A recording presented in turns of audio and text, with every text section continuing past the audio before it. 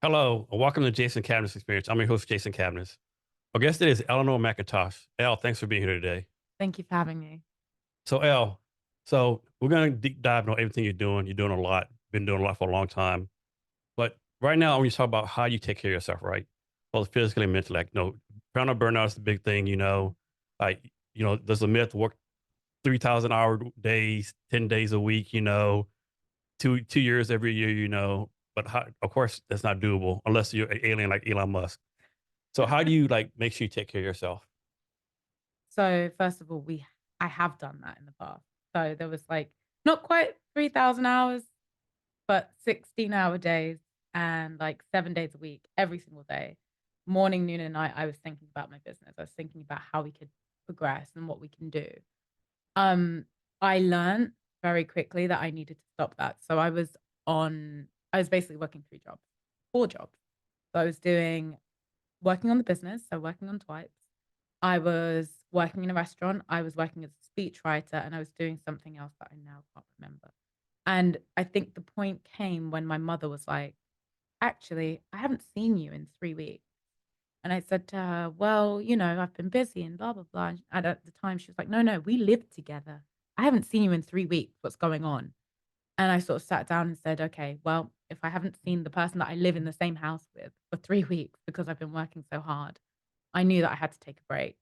And now sort of fast forward 5-ish years later, I was like, right, my weekends are my own, my evenings are my own. So the moment someone texts me or calls me or tries to get me to do something to do with work, especially after like maybe 6, 7 at a push, and that's changed recently, but maybe about 7, I was like, "I'm done. Please don't contact me. Whatever you have to say can wait till tomorrow." It's changed a bit now with the expansion to America. Obviously, I've got US time and UK time, but I'm still trying I'm still managing in terms of my own physical and mental health. I'm like, I have to be done. Work is done. As soon as I close that laptop, leave me alone. So what time does the day start usually? That really depends on the day. So normally my day tends to start around 9, which is good. Like most people are like, oh yeah, 6 a.m. start. I go and get a run in and I do that. Sometimes I have days like that. Other times I'm like, I need sleep. I need to sleep because I've been working till God knows when. So I need to sleep.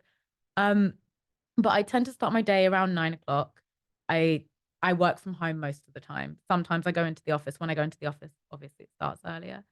But I tend to start around 9. I get up, I have a coffee, and I said the coffee time is not email time. The coffee time is my time. So my time is 9 o'clock. Between 9 and maybe 9:15 is my time to sort of get myself prepared for the day, making sure I'm ready, making sure that I can start the day. And no one bothers me. I'm like, please do not talk to me. I live alone, so I'm like, it's fine. But even if my phone is blowing up, I'm like, nope, this is my time. Take the 15 minutes and then I start my day. So at 9, are you waking up at 9 or is that when you actually start like doing stuff at 9? I wake up probably about 7 and I Okay. lay in my bed for 2 hours. And are you like on your phone checking emails or you lay in bed sleeping? I normally check everything that happens the night before because, again, when you're on both UK and American time, all the emails come in at like 10 o'clock at night. And I'm like, well, I'm done with that. So I'll either check something at 10, like that's coming at like 10 o'clock, or I'll just be like, no, no, no. I'm going to get up and sit here, contemplate my day, figure out what's going on, plan everything, and then get out of bed. So 9 o'clock, out, coffee in my hand, sitting down. Have you ever had someone tell you, because you're working on all these time zones, have anyone ever told you, why do you, email me after 5 o'clock? And you say like, I didn't email you after 5 o'clock. It's like this time here, right? Honestly, no, I've been really lucky. So I don't tend to. So when I email them, it's not too bad. I get emails. It's normally me who gets emails at like 10, 11 o'clock at night. And I'm like, why are you emailing me at this time? And then I realize it's 6 for them or it's 4 for them. So I'm like, it's okay. So no, I haven't actually got any complaints about the times I'm sending emails because I think most people are on the same sort of vibe as me where they're like, okay, well, if it comes in late at night, I'll check it first thing in the Now, this schedule you have, do you like keep it like pretty much every day? Or is it like, I suppose you're supposed to end at 6 p.m., right? But you're in the zone, right? Like, man, I'm in the zone. I'm knocking stuff out, and you like keep on going. Or is there times like, man, it's only 2 p.m. I'm fucking tired as shit. Man, I'm gonna quit now. Or do you like stick to that schedule no matter what? I try to stick to the schedule. It does vary, and especially working from home. So when you do work from home, it's kind of like it gets to that 3 o'clock slump, and you're like, I could just nap. And you're like, no, don't nap. Get up, do what you got to do, and push through. But I do tend to stick to it. Sometimes I've deviated from it in the past where I'm like, you know what, I'm bloody tired. I just wanna close my laptop for an hour, not have to think, maybe turn on something on the TV and just disappear for a bit and then come back. And I tend to work better at night, which is never conducive to waking up early in the morning. So I could work till 1, 2 o'clock in the morning. I try and stop myself from doing so. Yeah, for me, I feel my best time to work is like 10 p.m. to 1 in the morning, and then 5 a.m. to 7 a.m., which of course does not work at That all. How do you sleep? Yeah, I mean, Do you sleep? that's my wife will be out and out, right? So yeah, so then it works for me. Yeah, I know one thing. Like, I can't work from home, right? I don't have the discipline. Like, if I'm at home, I'm probably eating 10 times.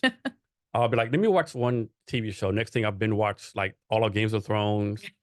The bed at 2 in the afternoon. Jason, come lay down for 10 minutes. Then I wake up at 7 p.m. Yeah, that's not for me. I can't do it. I don't have no discipline. I wish I did. Yeah, I had to learn that discipline because I think during the pandemic, a lot of us kind of were like, oh, we're working from home. We're going to turn off the cameras and just continue doing what we're doing, whether it's making a meal or being around family or whatever it might be. I have tried to pride myself on being like, no, this is work time. And it's been a hard journey. It's been an uphill battle, like battling between my couch and my bed and being like, oh, I could just work from my bed and no one knows. No, don't. That's like the first step is like get out of your bed and get dressed. But, Get dressed. but you're right. So many people like will cook a meal for their kids for breakfast while on the checking email, right? Yeah, And I think, and then you just doing both badly. I think. it's true. It's like you can be jack of all trades, master of none in terms of that, but you need to actually focus on what you need to do. Mhm. And then that way it's not easy. It's easier said than done. And Yeah. I've done it all. I've literally like gone through the motions where it's been like, all right, I'm gonna get up, I'm gonna be productive. I've got up at 6 o'clock, I'm gonna go for a run, I'm gonna do this. And as soon as 6 o'clock hits and I look at my phone, I'm like, I don't want to move. I don't want to get outside. I look outside, it's raining. I'm in London, so it's raining and it's cold and it's wet. And I'm like, I'm not getting up to do anything. I just want to be in my bed. I want to hibernate. Yeah. And were you born and raised in London? I was. I Okay. was. Yeah, I was born and raised in East London. East London. Yep. Yep. Yep. So Yep. what's it like to live in London? Like, what's the experience like? Ooh. Pros, cons. Like, of course, America, the stereotypical rainy weather. You know. There's some of that. There's some of that.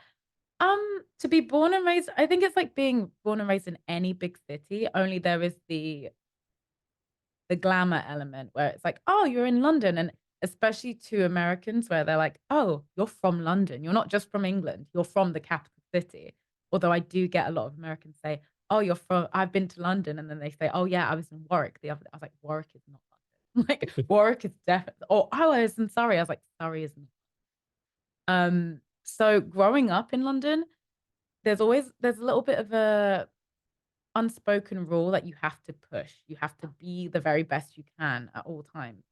And in school, I grew up like my parents weren't super strict. My mum was actually like super open and was like, you can do whatever you want to do as long as you enjoy it and as long as you're good at what you do and you're enjoying yourself, then do what you want to do with caveats in place because I'm Caribbean and I'm raised by Caribbean.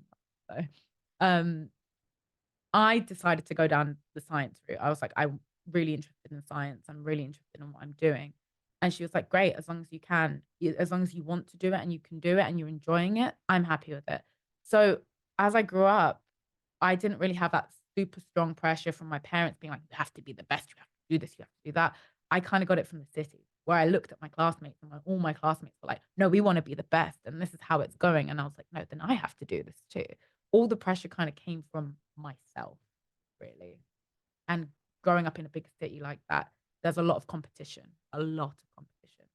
So do you have an attitude of like, second place winner is the first loser, you know, world champion or nothing else, that kind of like pressure, so to speak, which is, I think is good pressure actually. Yeah, a bit, a bit. I don't know about second place being first loser, but I did have there were things in my school, especially like where there were very, very smart kids and then there were not so smart kids, but we were all kind of on the same playing field in terms of social. So we sat down, we talked to each other and we're like, oh, how can we get you to do better? How can we help each other?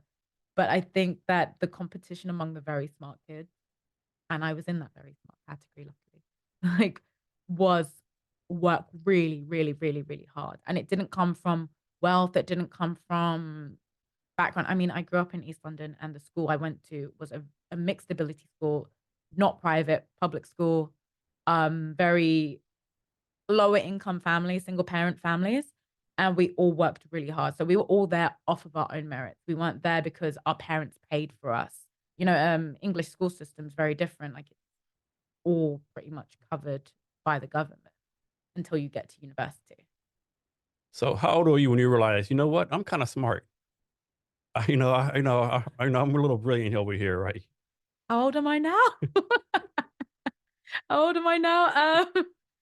I we well, I suffer from imposter syndrome like most people Yeah. do. I did not know I was like I still don't sit there thinking, oh yeah, I'm such a genius. I'm so great. I'm so smart. I feel proud of the achievements I made, but I'm still like, I'm a dumbass. I sit there like all the time. I'm a massive goofball and a dumbass, like 99% of the time.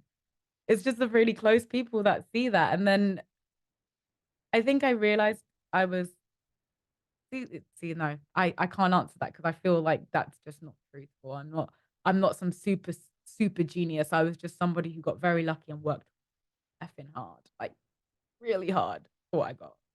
So I had a guy on the podcast a while ago, right? He said something like I always remember, right? He said, I don't ever want to be the smartest person in the room, but I never want to be the dumbest person either. Yep. No, that makes sense. But then I'm also like, how do you judge I mean, there's smart? different kinds of smarts, right? Exactly. Exactly. I've been in rooms where people think they're the smartest people in the Oh room. yeah.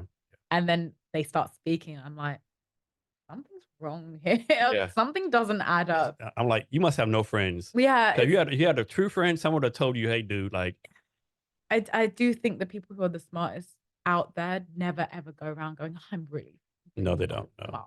they Like, don't. no, I think everyone who thinks that who is smart kind of goes, eh, yeah, just Yeah. getting on with it. And instead of telling people what to do, they're like asking smart people ask all the questions, right? Yeah. How you do this? What's this? What's Yep. that?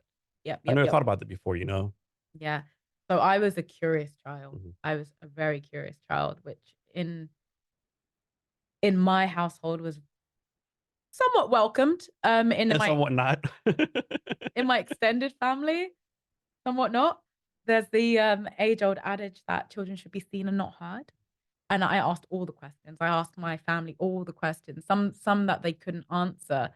And I remember having an And that's what gets them mad. Like you ask a question they can't answer. Like, how dare 100%, you ask me a 100%. question I can't answer? How dare Yeah, you make me look stupid that I can't? exactly. And You- I didn't get it for such a long Yeah. time. I thought I was just a nuisance as a kid. I was like, oh, well, I'm just asking. I'm only asking a question. And I remember having an interaction with one of my family members, and I sort of went.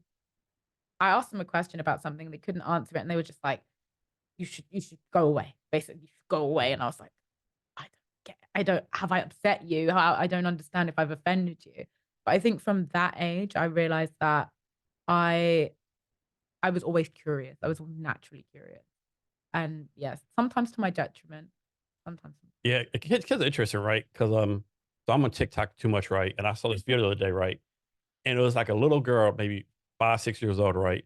And the lady, I don't know, it was a teacher, mother, whoever said, hey, can you count to 10 backwards? You know, you would think, 10, 9, 8, 7. No, she would 1, 2, 3, 4, started walking backwards. I It was the like cutest that. thing ever. Yeah. I like And you're that. like, like she understood the assignment, right? She did Exactly. No, exactly what she's told. I like that.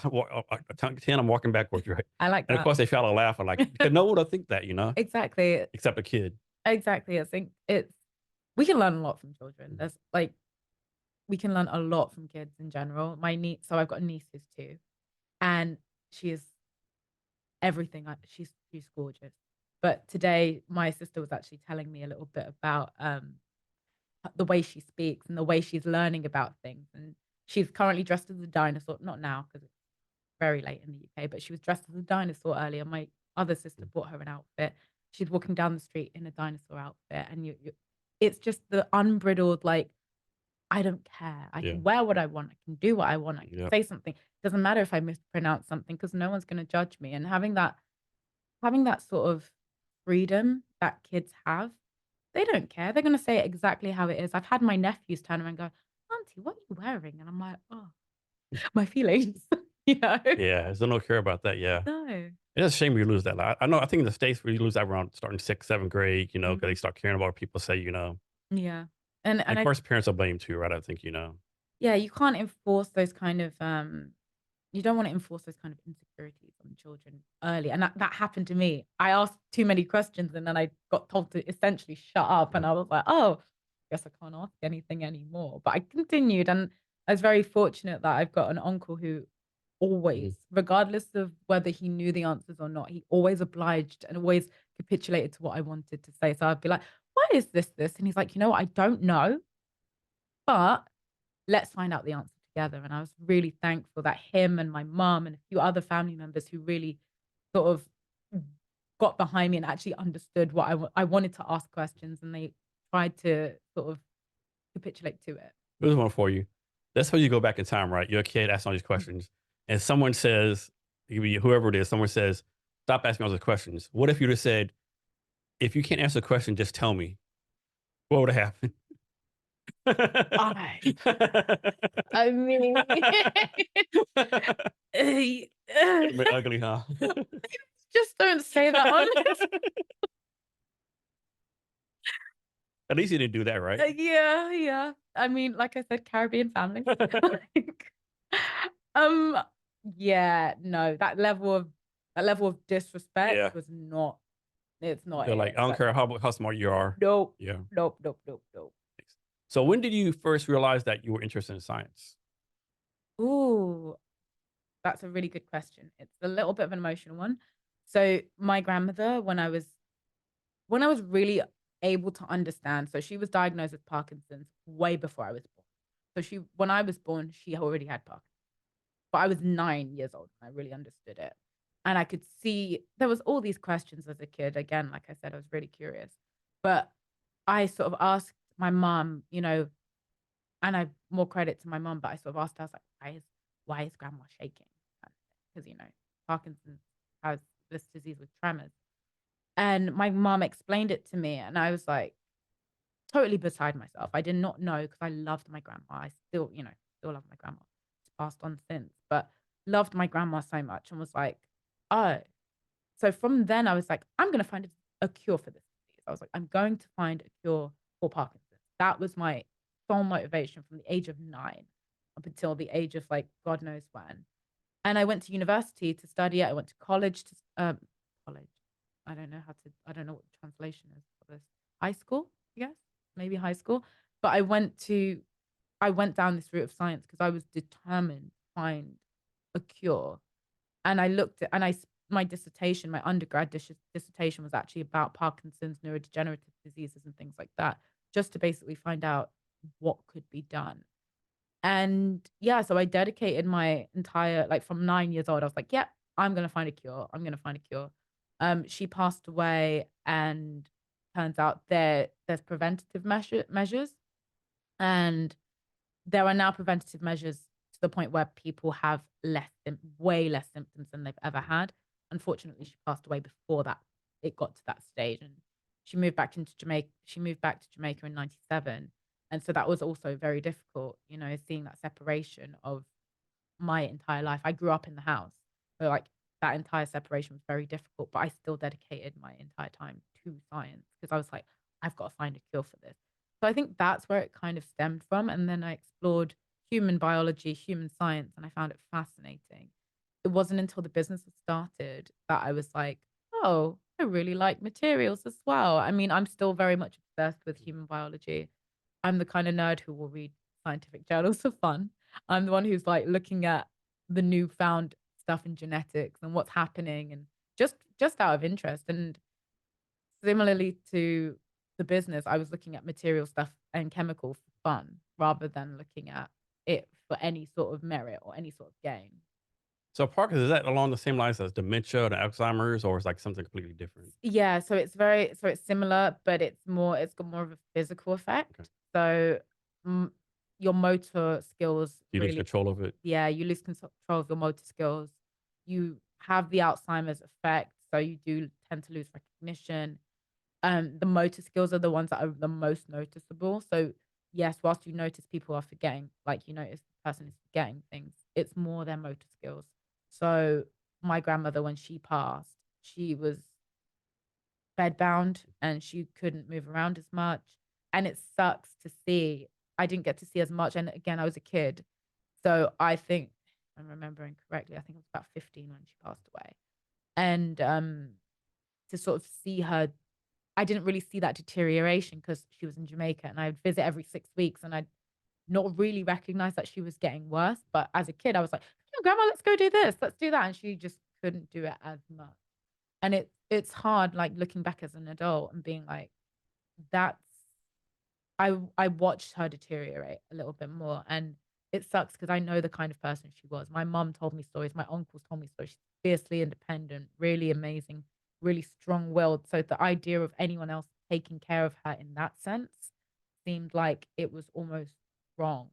And I think a lot of her and a lot of the way she is reflected in me. I'm fiercely independent and letting people in. Like she's had my grandfather for such a long time. She's been with my grandfather for 40 plus years. And he looked after her. He was like carer. He's someone who's really stood by her and looked after her. And it was just like, that's the one person I know she can put her trust in. But I know she didn't do it with other people. It's difficult, you know? It's very, very difficult. Yeah. Has there been like a good amount of progress on Parkinson's disease as far as finding a cure or like anything like that? Or is it still like, So there's a lot of different medications people can take, and they've found that there's been a decrease in sort of Parkinson's symptoms. So things like it's like the shakes. I don't like that word. I think it seems silly. It's ill fitting, but basically a lot of so you shake, and there's been a lot of medications that actually reduce that and stops people from shaking as much. It's actually really interesting that there's been studies that show that marijuana use in teas, herbal remedies, and smoking it actually reduces those things too. So I've heard that was, I've heard that before. yeah, really interesting studies to find out more about that. Is Parkinson's disease like genetic, passed on to generation to generation, or is this you just have to be unlucky, so to speak? So my undergrad was actually talking about diseases in terms of mitochondrial disease. So, and this is, we're going back some, so you've got to bear with me. But if I'm remembering correctly, and do not take my word as possible, there are much more qualified people out there than I am. Not many though. I don't know Not many. that Not I'm many. not like the lead expert in Parkinson's disease, you know. But what I found from my undergrad is that it's a lot. There's anecdotal evidence, and we're going back, like I said, we're going back a few years. But at the time, there was anecdotal evidence that it's a mitochondrial disease. So Alzheimer's, um, Alzheimer's was affected by external factors too, but Alzheimer's, Parkinson's, motor neuron disease, and other things they primarily come from mitochondrial DNA. Mitochondrial DNA is only found in your mother. So any DNA, any mitochondrial DNA you have is from your mum. You don't get it from your dad. I'm not going to go into that right this second, but basically it all comes from your mum. So if I'm remembering correctly, male pattern baldness is a mitochondrial disease. So if you ever want to know if you're going to be bald, not yourself, obviously, because you have long, lovely hair, but like if you ever want to know if you're going to be bald, don't look at your dad's side of family, look at your mother's dad, or look at your dad, your maternal grandfather. What's funny? There's 3 guys in my family who are bald. And is your grandfather bald? There you go. So you just got lucky. Yeah. Did any of your family members go, well, you're adopted, clearly? Yes. Yes. Yes. Definitely. Definitely. Um, so when you sort of look at that, it's like those diseases come from the mitochondria. So the end of my results, basically the end of my thesis was like 3-parent families. So 3-parent families is a mother and a father, and then a donor of mitochondria DNA. Now, the reason it was so controversial, say 10-ish years ago, is because you have to do genetic screening. And genetic screening, which is more common now, but less common sort of 10, 12 years ago, was the fact that you have to screen for any sort of disease. And the thing is, with genetic screening, it gets controversial because people can screen for any diseases. So if you know that your child potentially after you've given birth is going to have a completely debilitating disability where the child will be suffering, it leaves you in a position that you can terminate the pregnancy if you wanted to. And that was met with a lot of controversy. And regardless of my thoughts and feelings behind it, it gives people the option, or it gives people the understanding. Nothing's left to chance, you know? So if someone and it goes from anything from being completely debilitating to something less debilitating, people go, oh, I just, any sort of inconvenience to me, no. And that's where it gets a bit controversial. So genetic screening is part of it. And then you can find out if you've got mitochondrial like any sort of mitochondrial disease. Then you extract mitochondria from a donor, imprint it into the egg, babies are made. Thanks for the science lesson. Sorry. No, that's great stuff. So the next question is going to be probably a deep question, right? So obviously you looked up to your grandmother, right? Yeah. So how do you, on a day-to-day basis, how do you live in your life now to make sure that, if your grandma was alive, she'd be proud of the person you are right now?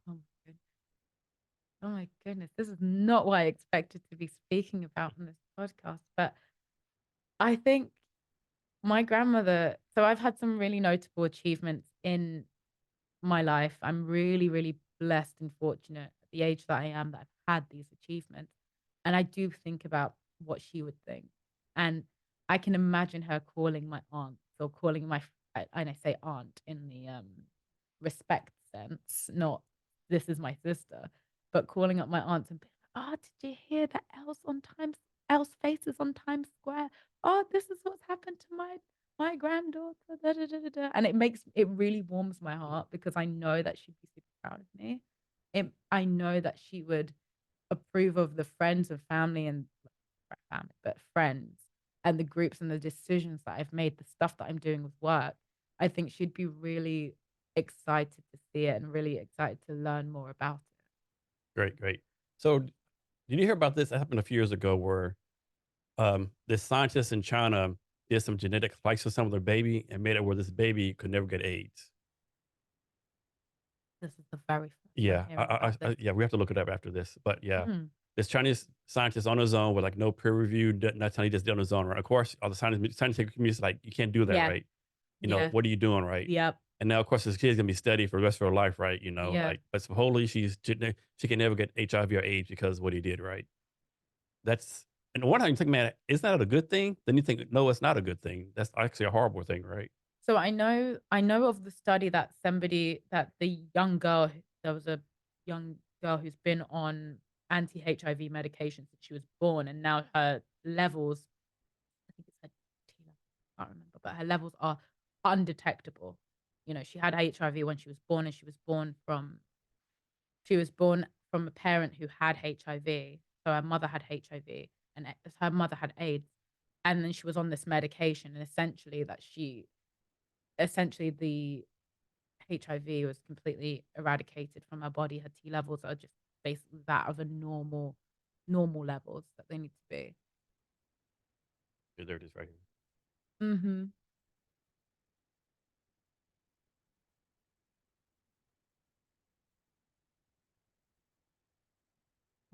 I can't say I've read this before. Yeah. I have no idea when this happened. This So was it says 2019. 2019. So kind of recent. So Yeah. Isn't it crazy to think 2019 was 5 years ago? Yeah, it seems like 30,000 years ago. Disgusting. My mother told me something when I was younger, and she was like, as you get older, the years go by faster. And she told me this when I was maybe about, I don't know, 14. And I was like, whatever. And now I'm like, we're in March already. Yeah. We're in March. Mm-hmm. This is insane. Where's the year going? Like, yeah.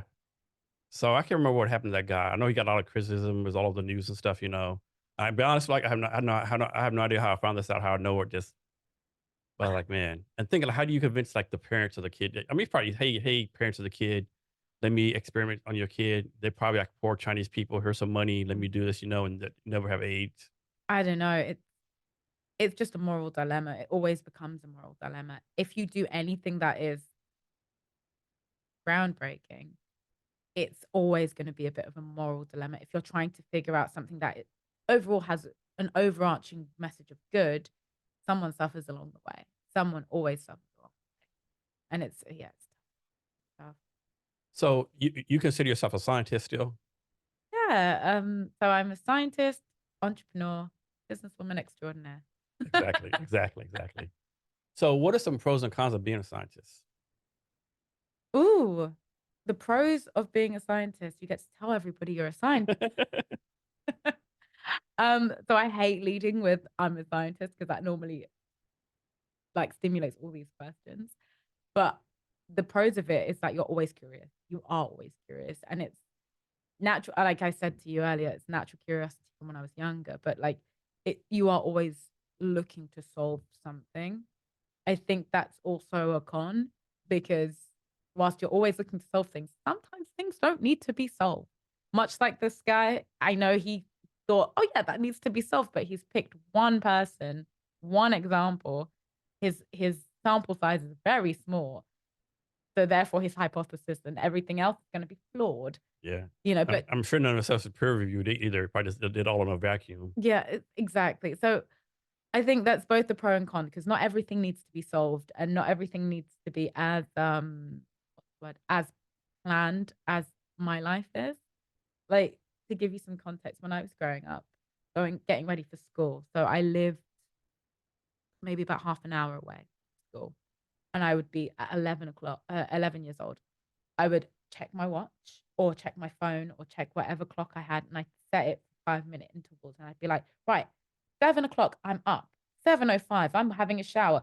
7:10, I'm out. And it was literally like so regimented, so regimented. So I'd leave and catch a certain bus. And life doesn't need to be like that. As I've got older, I'm like, life does not need to be like this. Does it make me anxious when I don't have life like that? Of course. Of course it does. But I have to live with that. And as a scientist, you're constantly testing hypotheses. And it's like in my brain, I'm like, oh, if I do this and this if I do this and this action, this is how it's gonna go. And people are not like the ability to want to control or want to be in control of all the scenarios is very you have to quash that. You have to quash a lot of that. Hold it down. So do scientists be like, I'm this type of scientist, I'm a better scientist because you're this type of scientist, like all that kind of stuff, like I'm a A type scientist, you're a C type scientist, like on the show Big Bang Theory, Sheldon Cooper, like I'm a physicist. You study rocks. You're useless, right? You must be teaching high school, whatever, Is it something like that, or I'm making it up? Oh, so I can only speak on the experiences I've had in the UK and Europe. I can't really speak on it in terms of America because I have not been around a lot of American scientists. But what I've got from this, and I will tell you and everybody else on this podcast, I suppose. Um, you've met me before, you've seen me, and I'm quite personable. Everyone has an idea of what a scientist is supposed to be like, including other scientists. So I'm somebody who's really involved. I'm like, let's talk, let's do this, let's do that, let's get to know each other, whatever. And other scientists aren't always like that. And I feel, and this is just my feeling, and it might be wrong, it might be completely wrong, but I feel there's a level of superiority to other scientists when they see somebody being quote unquote normal.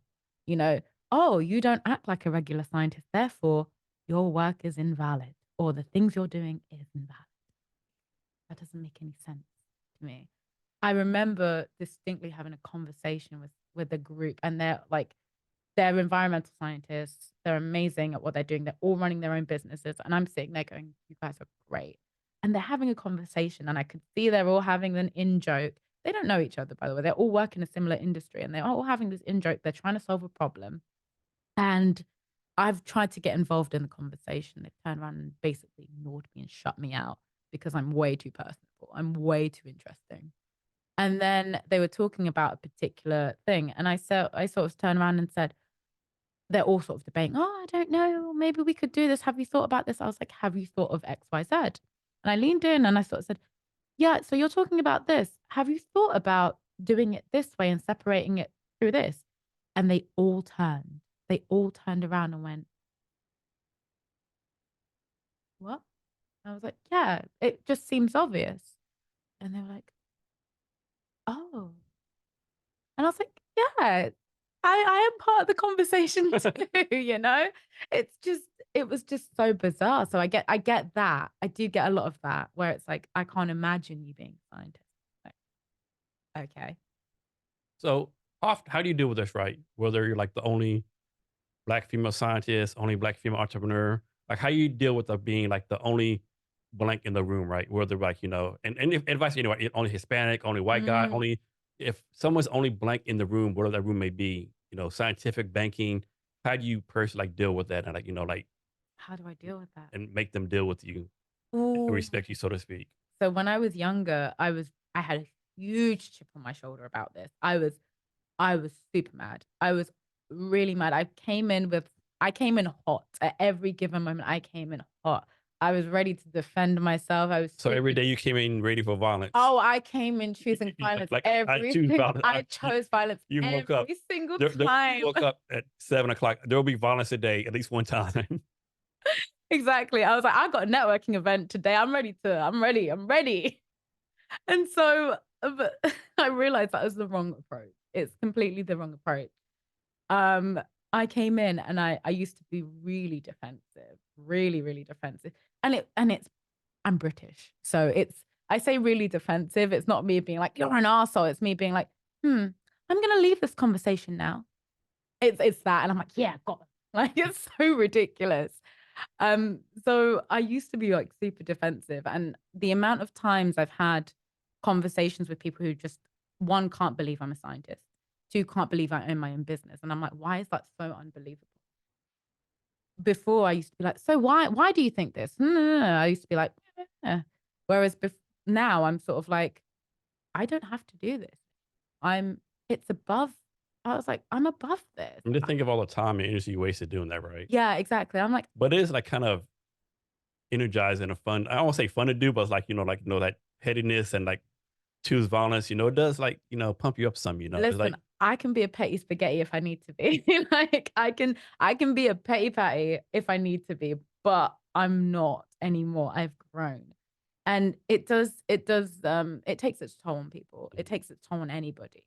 And I've been to networking events where people have straight up ignored me or made an assumption that I was something else. A lot of a lot of women-based businesses, a lot of people think it's they're lifestyle businesses. And yes, I run a lifestyle business, but I run a product-based business based on science. And a lot of the time it's like a lot of people come in and go, oh, so you do a skincare product or you do this. And it's tends to be a creative and holistic experience, but that doesn't diminish how important and incredible these businesses are. So there's always this assumption that, oh, you're in beauty or you're in cosmetics or you're in this or you're in that. And women-based businesses tend to be silently pigeonholed into this space. And I hate it. Oh, so what kind of little business do you do? I'm like, little business. excuse me. That's when you chosen violence. Well, yeah, exactly. Instead they said that you should choose violence. Exactly. I will never forget an experience, and I recently spoke to somebody about this, that my ex-partner came to an event with me. So my ex-partner is a white man, came to this event, networking event, and it's all about businesses, it's multitude of different people, so many different businesses in the space. And this guy comes up to me and him, where we'd just come in, we'd put our bags down, put our coats down, just come in. And he goes straight up to him, shakes his hand and goes, I'm blah, blah, blah from this company. He's like, so what do you do? And so more context, there are stalls around and we've got our stand with our placard and everything. And he'd seen this placard and he's like, oh, have you heard of Twipes? He's like, oh yeah, yeah. this is my girlfriend. She runs Twipes. And he ignores me completely ignores me, asks questions about the business. To your boyfriend. To him, directly, like, imagine, so me and you are here, imagine the audience here, and they're like, so anyway, I have no idea that you exist. Anyway, and I'm just... Another example of when you should have chosen violence. Yeah, well, no, see, that time I didn't. That's when I was like, I've grown. So you're a better person than me. Yeah, I could have chose violence that day, but I was like, you know what, no. And so he would ask these questions to my partner. He was talking to him. He's like, so and I'm like, actually, well, this is why our business is different. And he kind of was like, I'm nowhere to be seen. I'm in his peripheral vision. You're like, I'm right here. He answers the questions. So I answer the questions, and he's still asking and directing the questions and literally responding to me, but refuses to even look in my direction. I'm like, so like your boyfriend's like the unofficial translator sort of thing. I was like, are you mad? So he, my boyfriend at one point, my boyfriend at the time turns around and goes, I'm not a part of the business. He's like, I do something completely, I'm not in the business. I'm not in business. He's like, I do other things. This is not my thing. And the guy was like, oh, yeah, okay, anyway. And I was like, is he mad? At this point, I looked at my boyfriend at the time and I was like, well, you've got this. I'm going to leave you and him alone because you are the business owner here. I said it loud enough. Maybe I did choose violence that day. You chose violence. Yeah. A little bit. I sort of went, little pettiness came out. This is small pet. Maybe the P of petty came out. But I was like, clearly you know what you're talking about. And you know that you want to talk to him about the business. So I'm going to go. And later on, I think we had a pitch and we had to be on stage. And afterwards, the guy made a beeline for me. I was like, tell me more about your business. I was like, no, you've got enough. You spoke to my boyfriend about it. Who knows nothing about my business? Like, clearly all the information you needed to get was from him. So have a good day. That's fucking insane. But it happens. It happens much more often than you think, that people make assumptions about. And it's like 2024. I could understand for like 1824, 19, even it was like 1994. I would get it right. But man, it's fucking insane. It's so stupid. It's so stupid. Like, people make an assumption about you. They can't believe it. So I've said to people, I was like, oh yeah, so I run my own business. Really? How's that possible? Did your daddy or your boyfriend, husband, give you permission? Really? You run a business? Yes, I run a business. Really? I'm a scientist. Really? Like, what? What do you want from me? I don't understand what I'm supposed to say. Yeah? No, I lied. I am not a scientist. I don't run a business. I'm playing make believe. That's it. I just sit on my sofa all day and do nothing. Here's one for you. So, and I might get blasted with this question, but from your point of view, do other women support you like you think they should be supporting you? Great question. I am so blessed and so fortunate to be part of a number of different women's networks. And one of the things with our network is that we are able to really uplift each other and support each other in so many different ways, emotionally, physically, work-wise, work-related. And we're all in different industries, you know, where none of us are really competing with each other. Some of them have competing businesses, but it's never, there's not enough space for you. So I'm really, really fortunate that I've got these networks around me. I can literally text them. I mean, today is International Women's Day. Yeah, so talking about that next. Today is International Women's Day. And like, the groups that I'm in, all of them are just like, oh, this is amazing. When our business was in the NASDAQ building, for example, I sent it to the groups and I was like, this is what's going on at the moment with me. And they were all like, it's amazing. It's the most amazing achievement. And it's just nice to see that support. We also had women in the group being like, guess what's happened with this horrible male investor that tried something. And like, having those emotional connections with these women and being able to understand that we all go through the same sort of thing in some capacity, it's been really nice. So I'm very, very fortunate, and I champion the women in my groups. If it's something I can't do, I'm just like, you know what, there is someone who's more better suited to this than I am. So what is International Women's Day? Is like, or 7-part question. What is it? Like, why do we even need it? What's the purpose? You know, is it just like, you know, you always hear this day, you know, like Honestly, International Women's Day is nothing like, like ice cream day or chocolate Sunday day, but it's like, if you look at the calendar, there's 20,000 days every day, right? Mm. So how do we make sure that people actually recognize how important this is and the purpose of it? So I guess I'd say, in terms of like figuring out what International Women's Day is about, think of a special woman in your life.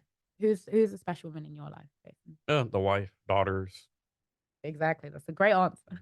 Mhm. So you think about that and think about all the things that they do, they have to go through, and that the time that they spend catering to everybody else as well as themselves, as well as you know? And that's what that is about. It's about celebrating everybody, every woman in your life and the women that might not be in your life. I'm sitting with you on International Women's Day having this podcast, and it's about celebrating the women in your life. I have some amazing women in my life, friends, family, and everywhere in between. I've got the most amazing people in my life, and these women do so much. And like I said, like my grandmother is a great example of that. Like, women work very, very hard. Men work hard too. Like, I'm not going to sit there and diminish any of men's achievements, but women work very, very hard to maintain a household. And um, if they go down the route of careers, they are subjugated to everything. You wear an engagement ring. But oh, like you go to a job interview with a wedding with an engagement ring. They're like, well, she's gonna need to take time out because she's gonna have a kid soon. Like, these are things that men don't think about. They don't have to think about, because there's always the assumption that men are just gonna work through everything. And that's also not fair. That's also not fair to assume that men are just gonna work through everything. You have a kid, you've got daughters. You said you've got how many? Two You got, daughters and a son, but they're all grown. But but when your daughters and son were younger, did you take paternity leave? no, I was in the army, so no, it Mm. wasn't much of that. Yeah, But the thing is, would have been nice, but if your counterpart, like your female counterpart in the army, got pregnant, done, yeah. you know?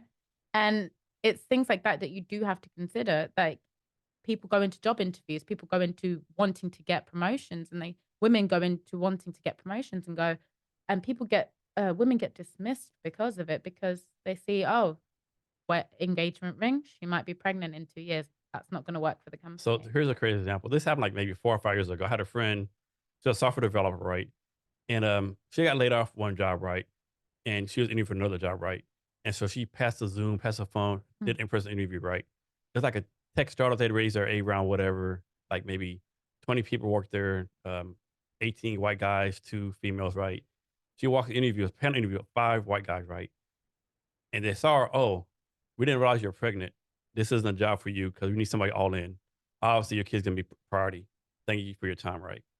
Yeah. And that shit happens all the time. Yeah. And I tried to tell me you need to It's sue them, but she didn't want to. bullshit. But Yeah, it's bullshit. But yeah, you sue them and then what? Like, you try and sue them, you're wrapped up in lawyer fees, yeah, and then suddenly you've got a kid to raise whilst you're yeah. going through a court battle. No one wants that. And then again, like, it was probably better if she didn't get the job, right? Because, at least they let her like know upfront how they were, versus like That's true.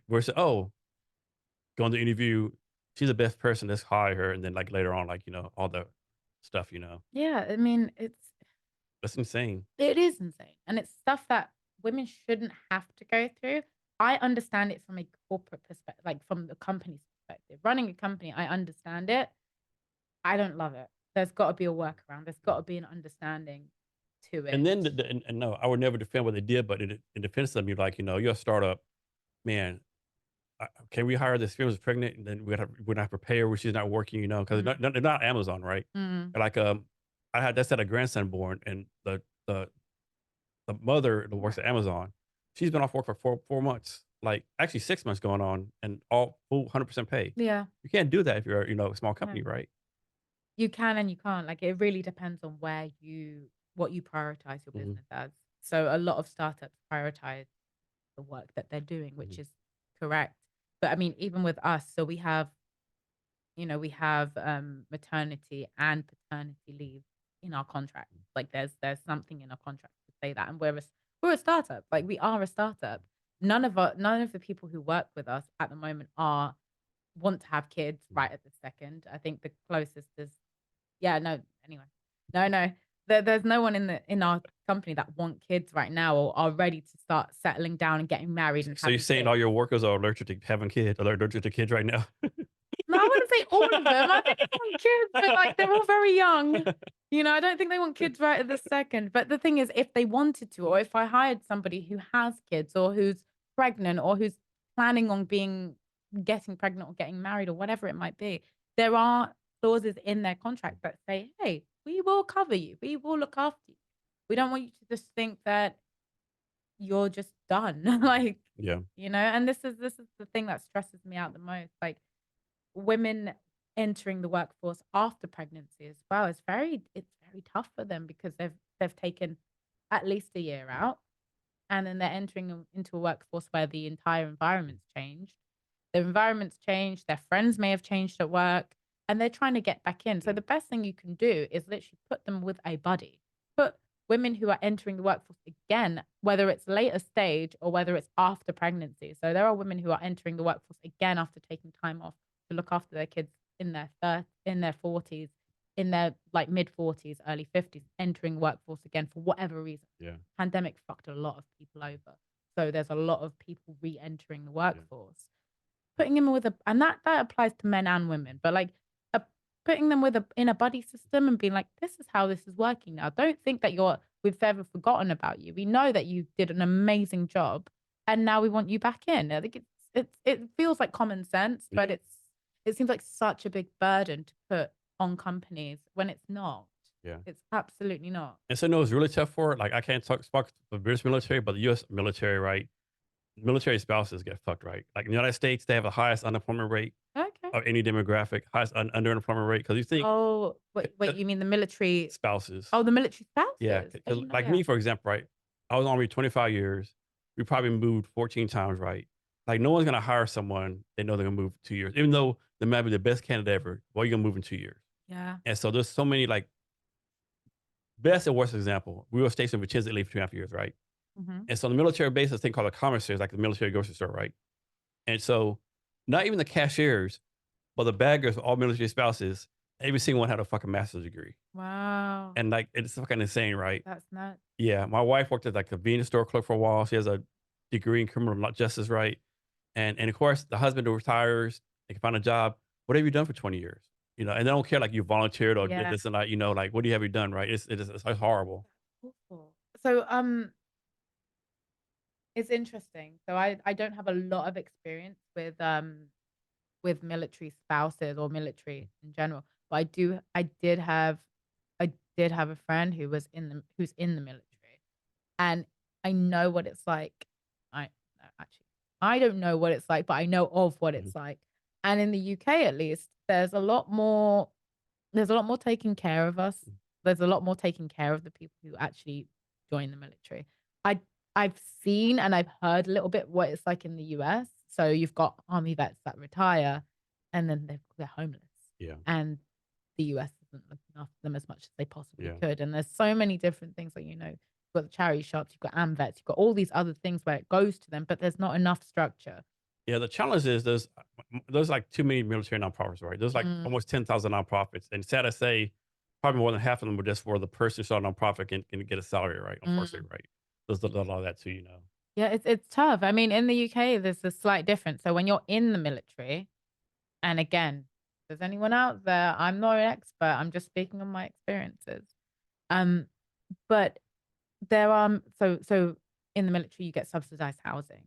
So the housing that you get subsidized housing. You don't get to choose where you live as much, but you do get subsidized houses. Like there's not many military people if I know of living in London being like, oh yeah, I got a subsidized house for like, I don't know, 100 grand. Like, no, no, no, no, no.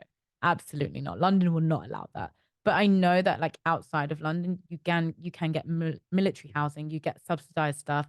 Um, the friend of mine, he's in the Marines and she's a nurse and she works really hard. She's still got jobs. She's still able to do that. She's still paying subsidized housing. They've got a kid, all of the stuff. And it does cater, but I don't know what it's like when you leave the military. And all I've got is based on America at the moment. Yeah, yeah. The U.S. military done a better job of doing like taking care of people or trying to find them jobs. There's nowhere Mm. near. And then of course, like this, my experience, right? Like my son's first 4 birthdays, I didn't go any of them, right? But when I was there, I went to all his plays, sports games, Mm-hmm. so it's kind of hit balance, right? Yeah, it's tough. Yeah. I mean, kudos to you, first of all. Thank you for serving your country. Not my country, but thank you for serving. I couldn't imagine. I could not imagine. Like, I couldn't imagine it. I could not imagine going into war zone or being part of the army. I couldn't imagine doing something like that. And I think this is where people go, oh, I can't imagine being a scientist. I can't imagine running my own business. I'm like, yeah, but I can't Yeah, imagine doing what you do. exactly Like right. what Yeah. you do is incredible. And I can't imagine doing that. Someone was like a sound engineer. I got a friend who is a sound engineer, and the stuff that he's doing, he can literally walk into a building and be like, the acoustics are wrong. And I'm like, I don't know what you're talking about. Sounds perfectly fine to Yeah, me. he'll walk into here and tell Oh, you yeah. if the Oh, acoustics exactly. are right Yeah. or wrong. Like Exactly. he will straight up be like, this is wrong or this is right. And I'm like, how do you do that? Like it's just the ear. Yeah. Like, but my ears are fucked from the underground. It's like I've listened to too much rock in my life. Like I've literally got my headphones on blast 24/7. And he's like, yeah, you just got to protect So yourself. back to International Women's Day. Can you highlight 2 or 3 women that you look up to or that that are just doing amazing things? Oh my gosh. Besides my mother. Because Anyone you want to. oh, okay.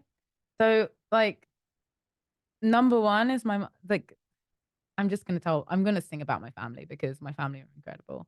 Number one is my mom.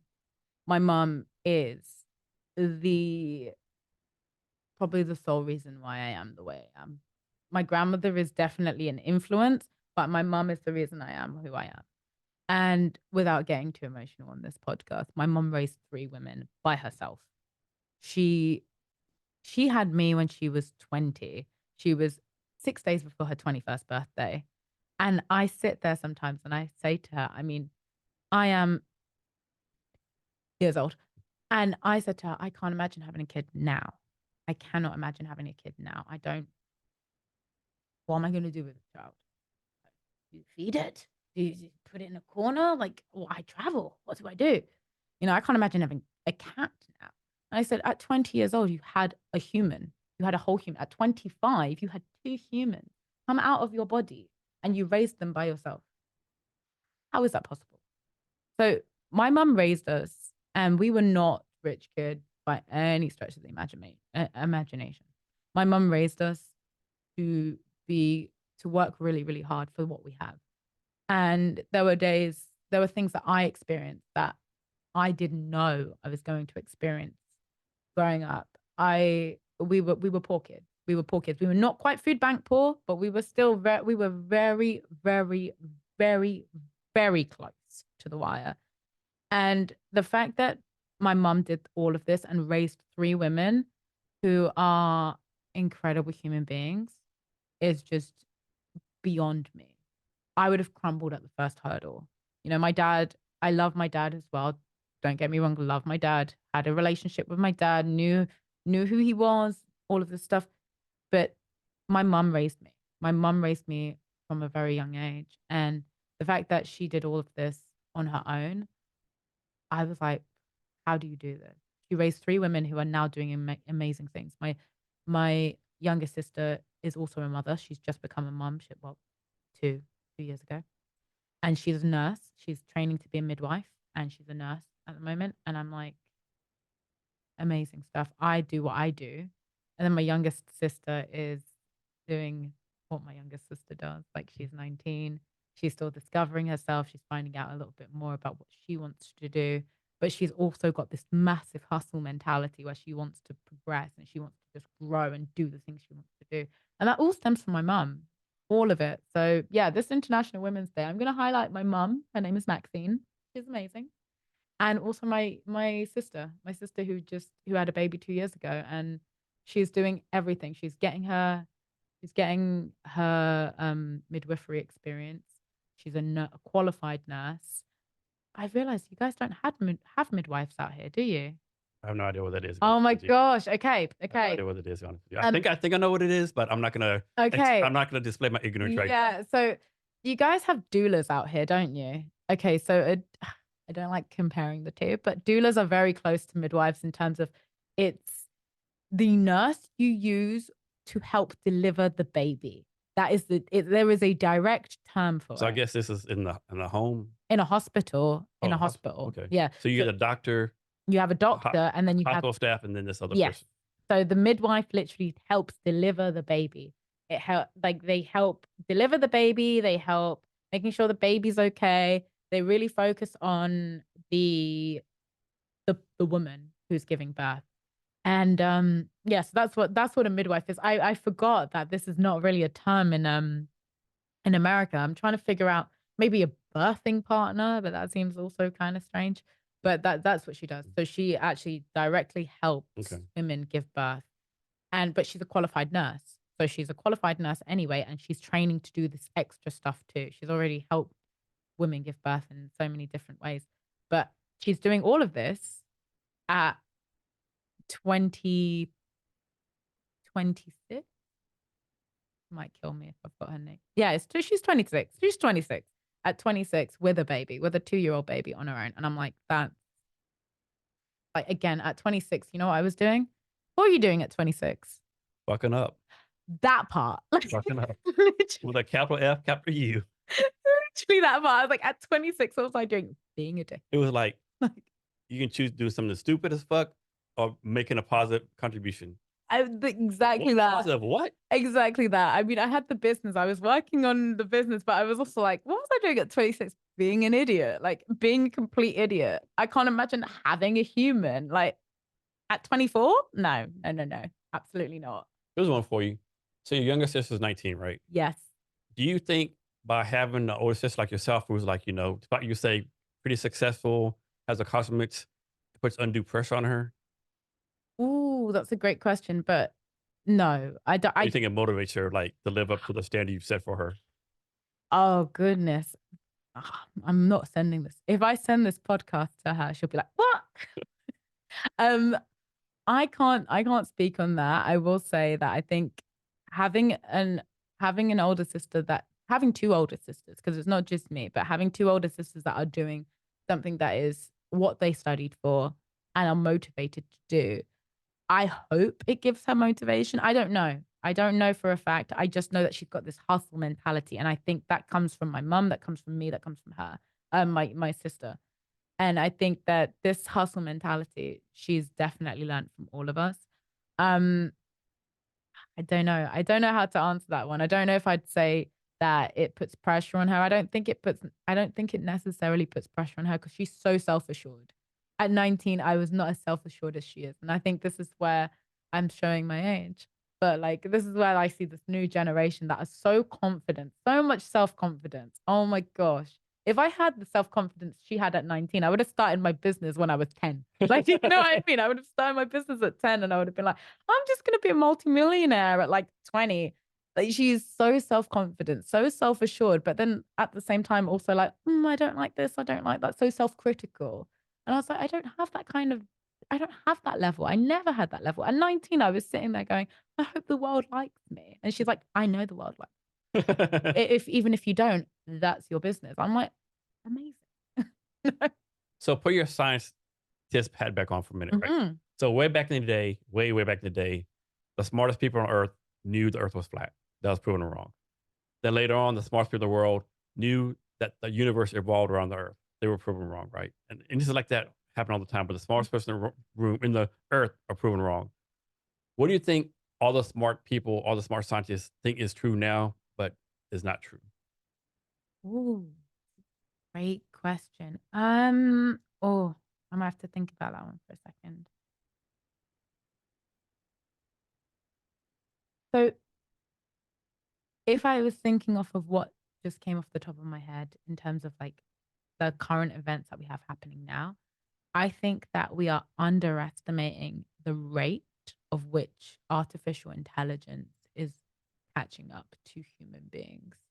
I think that is like the scientists and the tech analysts and everybody and the data analysts of AI, they have an idea of where AI is, but I think they have absolutely no idea how quickly that's going to catch up to us. I think that's where there's a misconception. Everyone thinks, oh, it's going to take time. I think it's going to happen way faster than we expect. Yeah. What's that thing? There's a rule where like tech advances like doubles like 18 months or something like, If Yeah. you think about like me, I went from Pong to Yeah. AI, right? Yeah. And Honestly, yeah, again, I am a child of the 90s, but also knew what Pong is because my mother is yeah. only 20 And years that's like the younger than most me. rudimentary game ever, right? And now And we're I like, loved Pong. It was great. yeah. I actually had like two of my recent guests were actually like AI people, right? Mm. And I think it's somewhere like I read a paper somewhere like they think singularity is gonna happen like 2033, 2034. But it's not far off, right? And then No, but the Skynet takes over, and like, I don't want to like think about it. It's the thing that is so everyone thinks about their own fears. I've got some very strange fears in terms of like strange fears. I'm gonna say it on this podcast in case people send me stuff, but I have some like really random ones. But that AI replacing general Mhm. conversation is the thing that freaks me out. Technology replacing human interaction Yeah, scares me. I'm not talking about like in the grocery store where you have a self checkout. I'm yeah, not talking about that.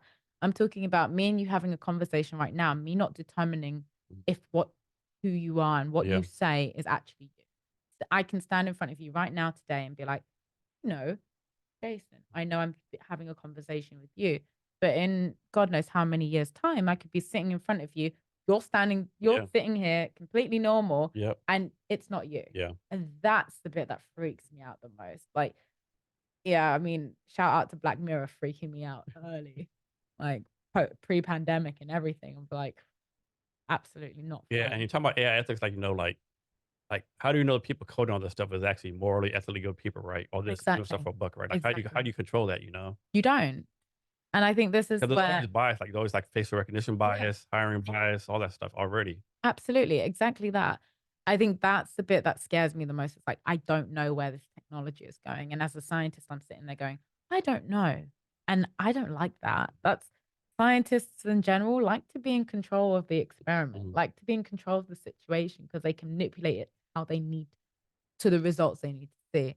I don't like this at all. It makes me feel very uneasy. But also I don't know the tech as well. That's Yeah, not my side. But I think that's where it is. In terms of where it could be, genetics get a bit scary sometimes, but I think there's still a lot of legislation around genetics for it not to get out of hand, which is a good yeah. thing, you know? Scared about AI, I think I read somewhere that they only need 5 seconds of your voice to make full conversations, right? I mean, Yep. imagine like, someone's there's a grandmother and their, grandkid calls them, "Hey grandma, I got a Yeah. DOI in jail. Please send So, $10,000 this pay thing," right? Of course the grandma's gonna do it, have right? you seen that? There's a scam now that's going around like that. So you pick up the phone it's been around for a bit, but like you pick up the phone and you say hello and you only need to say hello or who is this? Uh, And they immediately, whoop, they've got Another your one voice. too is like you answer the phone, you say hello, and they say, "Is this Jason Cavness?" You're gonna say Yeah, yes. You say yes, exactly. and then you're done. But see, my mum taught me this from like early ages. Like when you used to get the calls about like, I don't know, window blinds or some nonsense, some sort of scam call. My mum, they're like, "Hi, is this Maxine DaCosta?" And she'd be like, "Speaking." Not yes, Yeah, yeah, speaking. And I'm like, smart. that's how to do it. Well, yeah, AI is I don't know. It's like it's dangerous. You're gonna change lives. Yeah. Like I really can. And it changes so many things. So, you know, if you're speaking to an AI and you're like having a conversation about life and everything else, and like, then suddenly you're like, oh, I'm having relationship issues and I need to talk to the AI about this. Does an AI replace a therapist? oh Does yeah, your wife then turn around and go, why are you talking to an AI about this and not talking to me about this? yeah, It's all these things. It starts to stem into all different things. Oh, I'm going to talk to an AI instead of my doctor. mhm, Oh, I'm having mental health issues. I'm going to talk to an AI instead of a therapist. And the AI is like, oh, maybe you should do this and do that. Well, I did this. Who's to blame? So if somebody comes in and then commits a crime mhm, because the AI told them to do, yeah, who's to blame? Is it the person who's mentally unstable talking to an AI mhm, bot because they can't afford a therapist? yeah, Is the AI bot to blame? Or is it the person who's to blame? Yeah, their actions are their own, but then they're speaking to an AI bot that's saying, yeah, maybe you should do this. Maybe you should act on this. Maybe you should think about that. And the AI is constantly changing. Oh yeah. It's That's what people don't realize. yeah, Like, it's constantly learning and constantly it's just fucking changing. scary. It's terrifying. And, you know, I think this is like the almost like the end of days having this conversation about AI before it becomes actually AI is already here. Can Like, you imagine like you like in the future you have like AI robot that cooks you dinner? oh And yeah, you say, hey, AI, yeah, cook me chicken and potatoes. yep. Oh no, you're getting fat. You eating vegetables. You eating a salad a day. No AI. No, you're doing this. Override, Yeah, override, yeah, override. I actually had a really interesting conversation about this, about the ability where invention, so basically invention and innovation sort of crossover. So you've got innovation versus human laziness. So things like horse and cart is the best example I can give you. So when you had horses, people rode horses to get where they need to go. They always ridden horses throughout their entire life. Everybody around you knew how to ride a horse because that's how they get from A to B, or they're walking. They don't know how to ride a horse, they're walking. And then horses were replaced by horse and carts. So you no longer have to learn how to ride a horse, you just have to sit in the back of the cart. And then you fast forward cars. We've got cars. So now we've got cars, people stop learning how to ride horses. So there's only now, if you want to know how to ride a horse, you have to have the money to ride a horse. It's a privilege to ride a horse. Whereas before, you want to get somewhere, you ride a horse. So they've now got cars. Now they've started to introduce self-driving cars.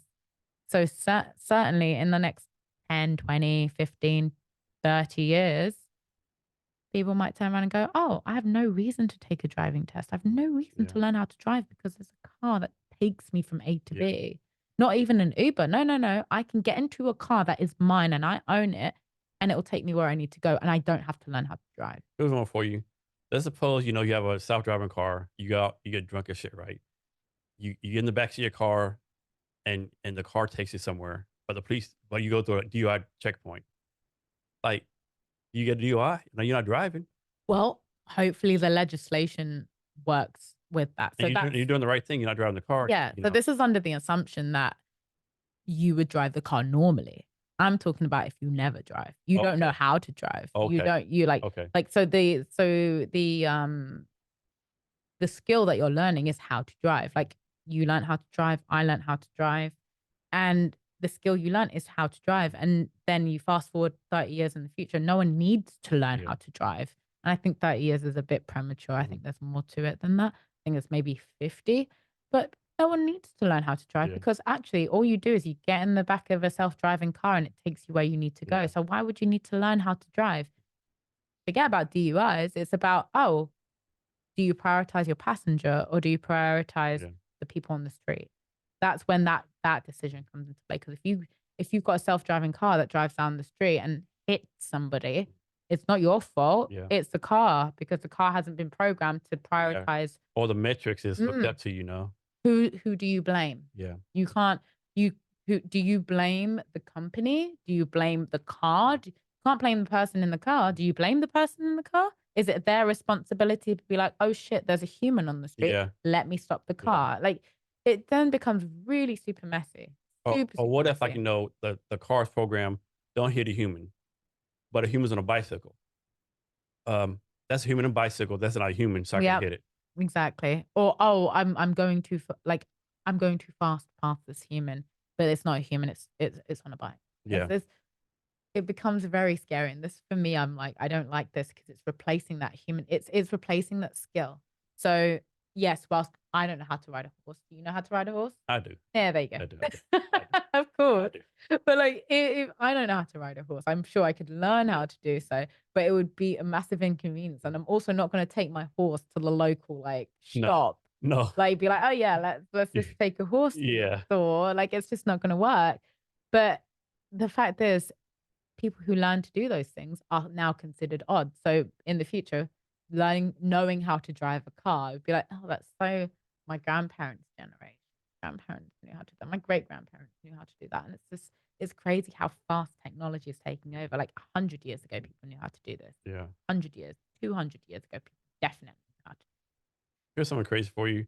Like whenever like stuff changes, people will say, well, all these people lose their jobs, right? So guess what was the like number one complaint of when the horses from the cars, why people said, no, we don't need cars, we need to stay with horses. What was the number one complaint? Yeah, why we can't do this because these people lose their jobs. Stable managers? The people who shovel the horse shit off the street. That was going to be my second Yeah. guess. That was going to be my second guess. Can you imagine have that as a job, right? No. No, I can't imagine doing that as a back job in the anymore. day, they were fighting Like, for them, keep them people jobs. no. What are they going to do? You know, that's the only skill they have. There's nothing like this. All these shit shovelers going to lose their jobs, you know? That's crazy. I like the fact that people are protesting for shit shovelers because I think in this day and age, no one would. No, Like, oh, no. what about the people cleaning shit off our streets? I Yeah. don't think anybody would protest for them. I love that. No. We've lost an age of community. We've lost a community there. So next, we're going to change subjects real fast. So a friend of mine gave me some Pokemons, right? So I want to give a quick list on each Pokemon. Oh my gosh. I feel like I need to like look up. I do know these. It's so annoying. So I know obviously. So just hold up. I'll hold this one up real fast. Charmander. Yep. Okay. Chimichar. Okay. This little guy here is like, I cannot remember if it's Wobbuffet. It's like below Wobbuffet, and I cannot remember the name of it. And this guy, I really, okay. I've lost all hope. But I definitely know that this one's like Wobbuffet's like baby Pokemon. And so you're like a big Pokemon person in the past, or you just know this because your nieces play this, or no. Or you're like an undercover Pokemon nerd, so to speak. I was a full-blown nerd in general. Like I knew, yeah. Pokemon was definitely my jam. Definitely. I've been a little nerd from day dot. Been a nerd from day dot. So to follow up on the International Women's Day, United States is also Women's History Month. Oh, okay. I didn't know that. Yeah, so I think February is like Black History Month. This is Women's History Month. In the UK. Is it? Yeah, October. Yeah, it's October. I know here like June is like Pride Month, you know. So yeah, we have all these months. Yeah. So you've been in like in different magazines like Forbes, a bunch of big publications, right? Yeah. You know, all these kind of things, you know. Does that actually do anything for you and your company? As far as like, of course, you get publicity. Does that actually like, you know, help you like raise funds or get more customers, or is it just like one of those nice to haves, like kind of bragging, hey mom, I'm here, right? Does it actually do anything for your company? So it's really interesting. Yes and no. It depends on the publication, and it really depends on the person you're speaking to. So when people hear the word Forbes, they're like, oh, Forbes. And it doesn't matter where you go. Like a lot of people are like, oh, Forbes 30 under 30. That's so impressive. That's so cool. And I'm like, yeah. I love it and it's great. But I'm always like, I guess my mentality is always like, okay, on to the next thing. So Forbes in particular was really interesting because I got a lot of people going, magazine, I want to get you in. I need to speak to you. And it leads to more publicity.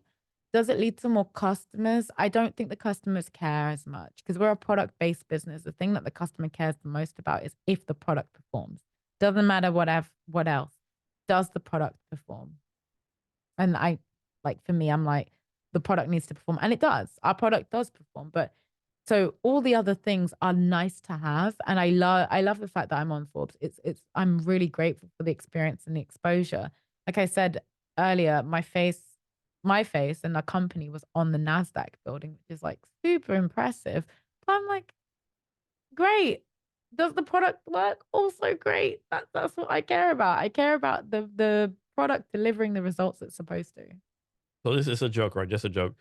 Did you tell your sister, hey, I made Forbes at Forbes this age? You got to do the same thing. No, I'd never put them through that. I would never put them through that. I'd be like, you know, I tell them and they kind of look at, and I'm like, I don't know. I hope you're happy with that. But like, I would never say that to them. They're all on their own paths. I'm like, good for you. So what is like biochemical and material science? What is it? Yeah, what is it? So it's the study of materials as a whole and the chemical elements of those materials. That's what I've studied at least. So for example, if I look at this cap here, I can sort of, not right now, but I could talk about the actual materials of the cap, how it's binded together, what it's put into, and how it's been made, essentially. That's what that's about. And it's all about understanding how they move together, how they work together. Okay. And so I'm guessing like the material that you make stuff out of actually matters, right? Yes, Okay. 100%.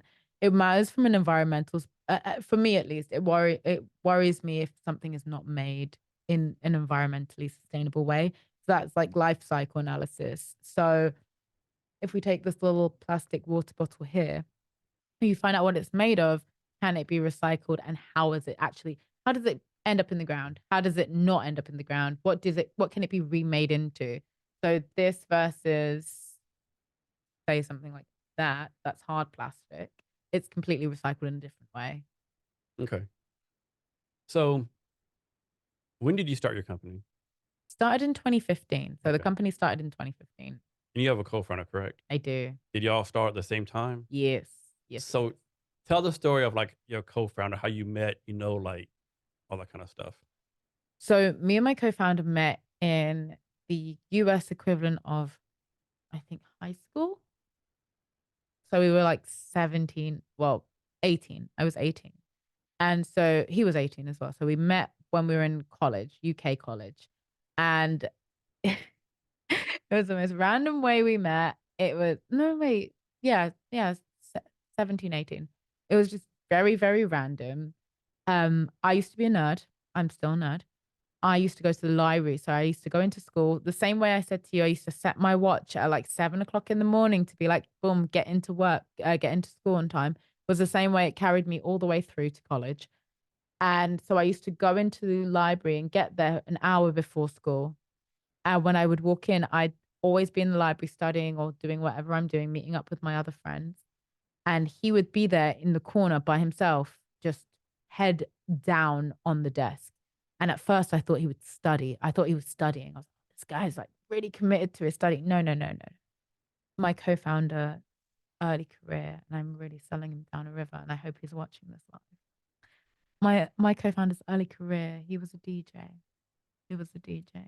An underaged, underrave DJ. So he would come in at like stupid o'clock in the morning and be sitting there in the library because he had to go to college the next day, head down on the desk. And I'm sitting there going, this guy is definitely studying really hard. The reason he's asleep is because he's studying. No, no, no, no, no. He was basically done. He was done for the day. And so I used to go in and I used to wake him up and be like, hey, we've got class in like God knows how many hours or whatever. And he'd be like, And that's how we met. We basically met in the library. And I was there for like, good reasons, wholesome reasons. He was there for nefarious ones. That's how we met. So a lot of startups fail because co-founder conflict, gotten together, not together. How have y'all maintained, or I'm presuming y'all have a good relationship. How long have y'all maintained this like a great working relationship for all these years? What are some of the other founders like Oh, done? fight, just fight. Don't fight. So me and my co-founder have known each other for a very long time, and it's we have gone through the ringer. Like we have gone through some really incredibly difficult times where I'm like, don't talk to me ever again. Times where I'm like, I'm going to throttle you, and vice versa. He's like, I don't want to hear from you. I never want to see you again. And I think what it comes down to is just being able to solve conflict in a way that where both parties are satisfied. We don't necessarily have to agree, but both parties need to be satisfied in the result. So if we've had an argument about whatever it might be, I could sit there and go, you know what? I need you to do X, Y, Z. And he'll be like, well, I need you to do X, Y, Z. And then we'll fight in the middle about what the other party needs to do. And eventually both of us will end and be like, you know what? Satisfied with this outcome. I'm very much like I don't want to talk to you right now. I will talk to you later when I've calmed down and I'm not stressed out. And I think he's more of I want to hash it out right in this moment. And so I'm like, if I hash it out with you now, I think the caveat is, all right, I will capitulate to what you want. We can hash it out, but don't expect anything I say to you that's not going to come from a place of like emotion. it's all going to come from emotion. If you want to hash it out now, we'll fight. And then I'll go away later and be like, I'm sorry. But, if you want to talk it out now, I'm welcome to do so. We're welcome to do that. So how many times have you chosen violence with him? I'm a business. I am a Caribbean woman.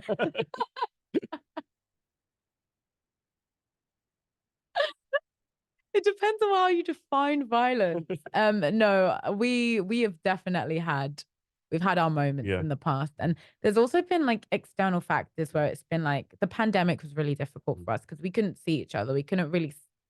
Does he live in London also? He now lives in America. Okay. So he lived in London at the time. And during the pandemic, we really struggled because we couldn't see each other. And that distance made it also infinitely harder because we were trying to work on the business. I had my own schedule. He had his own schedule. I was living at home. He was also living at home. Then you've got the external pressures of family where we both stressed out because we're in the same house. I'm in the same house with my sisters and my mom. I was like, I'm going to kill everybody in this house.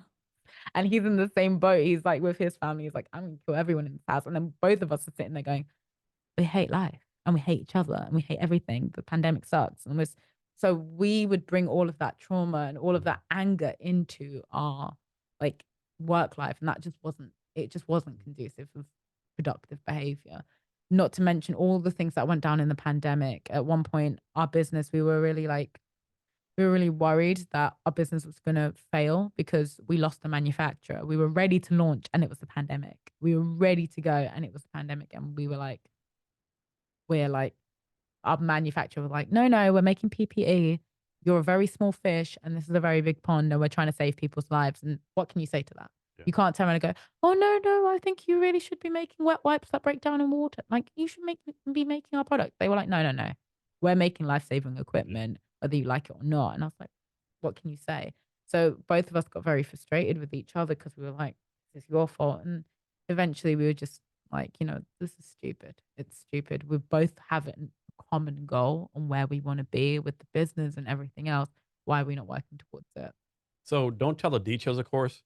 When you talk about the general concept or conversation y'all had when you decided like who had what control of the company, like as far as equity split, like 60-40, 51-50, like those, like how y'all decided that? Oh, okay. I can talk about that a little bit. In the very beginning, there were three of us, and I was essentially like, I don't want to do this as a full-time business. I've got other things that I want to do. I'm really interested in this project. And I took I was actually willing to take less because all I wanted to do was come in and make this product and then leave. As it came to pass, I really enjoyed what I was doing. I enjoyed the job and I enjoyed all the other aspects of it. And I was like, you know what, I want to stay. And our third person actually left. So we just divvied it up 50-50. We were like, you know what, you're putting as much effort into this as I am. Let's do it this way. And that's how it came to be. So we've always been 50-50 in terms of partnership. And so where is your product actually made at now? Is it a factory in China, the States, London? Like where is it actually made at? So our company, our products are manufactured currently in Wales. We are looking to expand our production facilities into America. And we're looking at that at the moment. So it's really exciting. We're sort of ready to expand into the US. As we're ready to expand into the US, we're looking for manufacturing in the US. But it's currently made in a factory in Wales.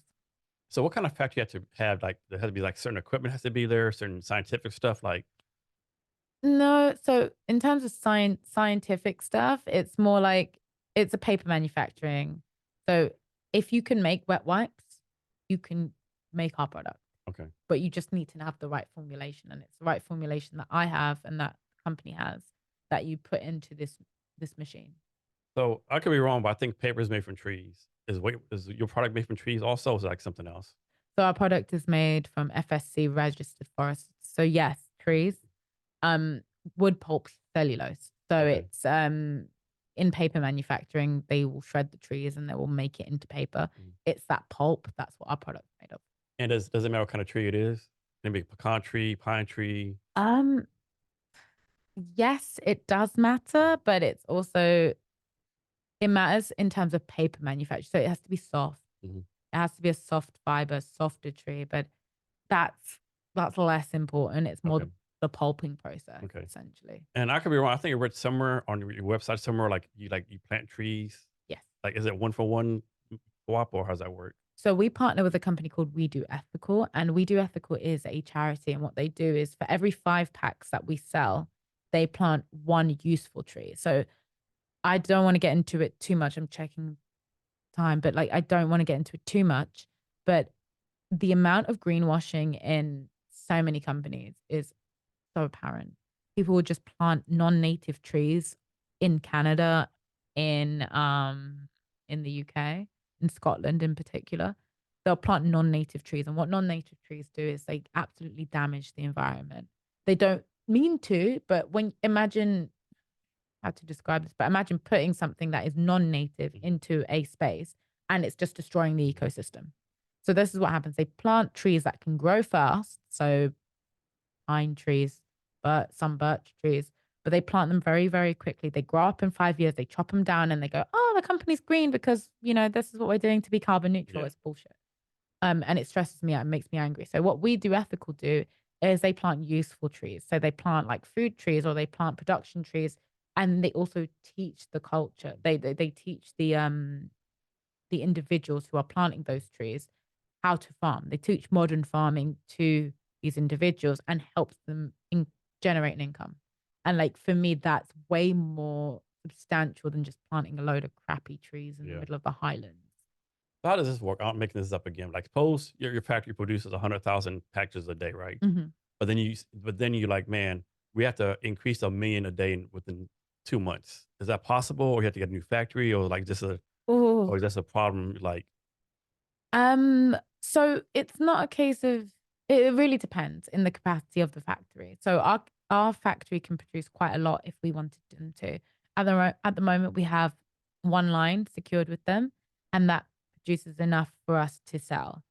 If we wanted it to increase it to like 1 million or 2 million, we'd have to both pay money, but we'd also have to shut down the lines of other because they don't just produce for us. They don't just manufacture for us. They manufacture for other. oh, because it's not your sole factory. No, it's not my Oh, factory. okay. No, no, Okay. no. This is a manufacturer that, Is a plan to have your own factory eventually? yes, that's what we're doing in America at the moment. We're having a look and seeing. Can you tell us what cities you're looking at, Um, or the states, or your we're areas? kind of we're kind of looking at the East Coast. We're Okay. looking a bit West Coast. It really depends. So the biggest thing for us is making sure that if I'm producing in the West Coast, I don't want to be sending it to the rest of the world Mhm. or to the East Coast, especially because it's like it's not conducive to the environment. Yeah. Like again, I don't want to produce in China and then send over the world because it's not good for the environment Yeah. to send from China in shipping containers and things like So, that. so you consider this environmental costs in the cost of your product? Yes. Okay. Yes, yes, yes. So in the UK, the reason we sell in the UK and produce in the UK is because we deliver via electric vehicle. So our pallets that come in, the materials being used are all FSC registered. The trucks that it comes in are only going a certain amount of a certain amount of miles. And then the delivery, even delivering to the individuals, is all done by electric vehicle. So we try and keep the entire thing as green as possible. Now, do you also have an office in Buffalo, New York? Yes. I have to ask, why Buffalo? Like, I mean, to me, this is totally random, right? Like, Honestly, Buffalo. So we went through a competition called 43 North and we won and we set up our manufacturing out in Buffalo. The reason for that is partially at first it was the stipulation of the competition, and then we were like, no, we're staying here. We love it out here. The people are incredible.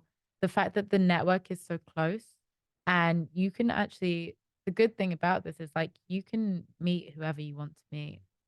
Like I've been out and about just randomly. I told them what I do, and they're like, "Oh, I can introduce you to an investor. Stay here. Like literally, stay here. In 20 minutes, there will be the investor in front of you because anywhere in Buffalo is like 20-minute drive, so it's like super easy to get around. So if you need to meet people and you want to get to know people, you just stay there, and they're like, "Yeah, I'll bring that person to you." You know, so the name Tripes, does it mean anything? Is that any significance to it, or just toilet wipe. okay? It's what it is. Okay, nothing. It sounds really silly, but But it's literally like toilet. okay. Um, so talk about this. I'm assuming this is a big deal, but in 2019, you won the Princess Diana Award for your achievements in science. Yes. Is that as big as a deal? I think it is. Anything with Princess Di anything with Princess Diana name It is like, sounds really silly, but it's like, again, I think it's a bit of this, not imposter syndrome, but a bit of like the on to the next one sort of thing. It's I mean, like, Princess Diana it's, award in England, right? yeah, I mean, it it's was like, cool. It yeah. was very cool to win. I didn't even know I was nominated, and then they invited me to come down to the Houses of Parliament and like celebrate. And I was like, this is really cool. I had a great time. It was really nice to be noted. But again, all these achievements, I'm like, is it making a difference to people? And that's what I care about. I mean, You I know? think it helps with branding. Yes. It helps like, not only brand, like, what's I was looking for, like, it validates you as far as like a Yeah. scientist, It's expert what you're doing, right? You yeah. know, like, It's a nice feeling. It's a nice feeling. I think sometimes I do interviews like this, and I realize that when people are like, "Oh, this is amazing," I'm like, "Oh yeah, it I is." did do that. Exactly that. It's kind of like, well, I'm happy.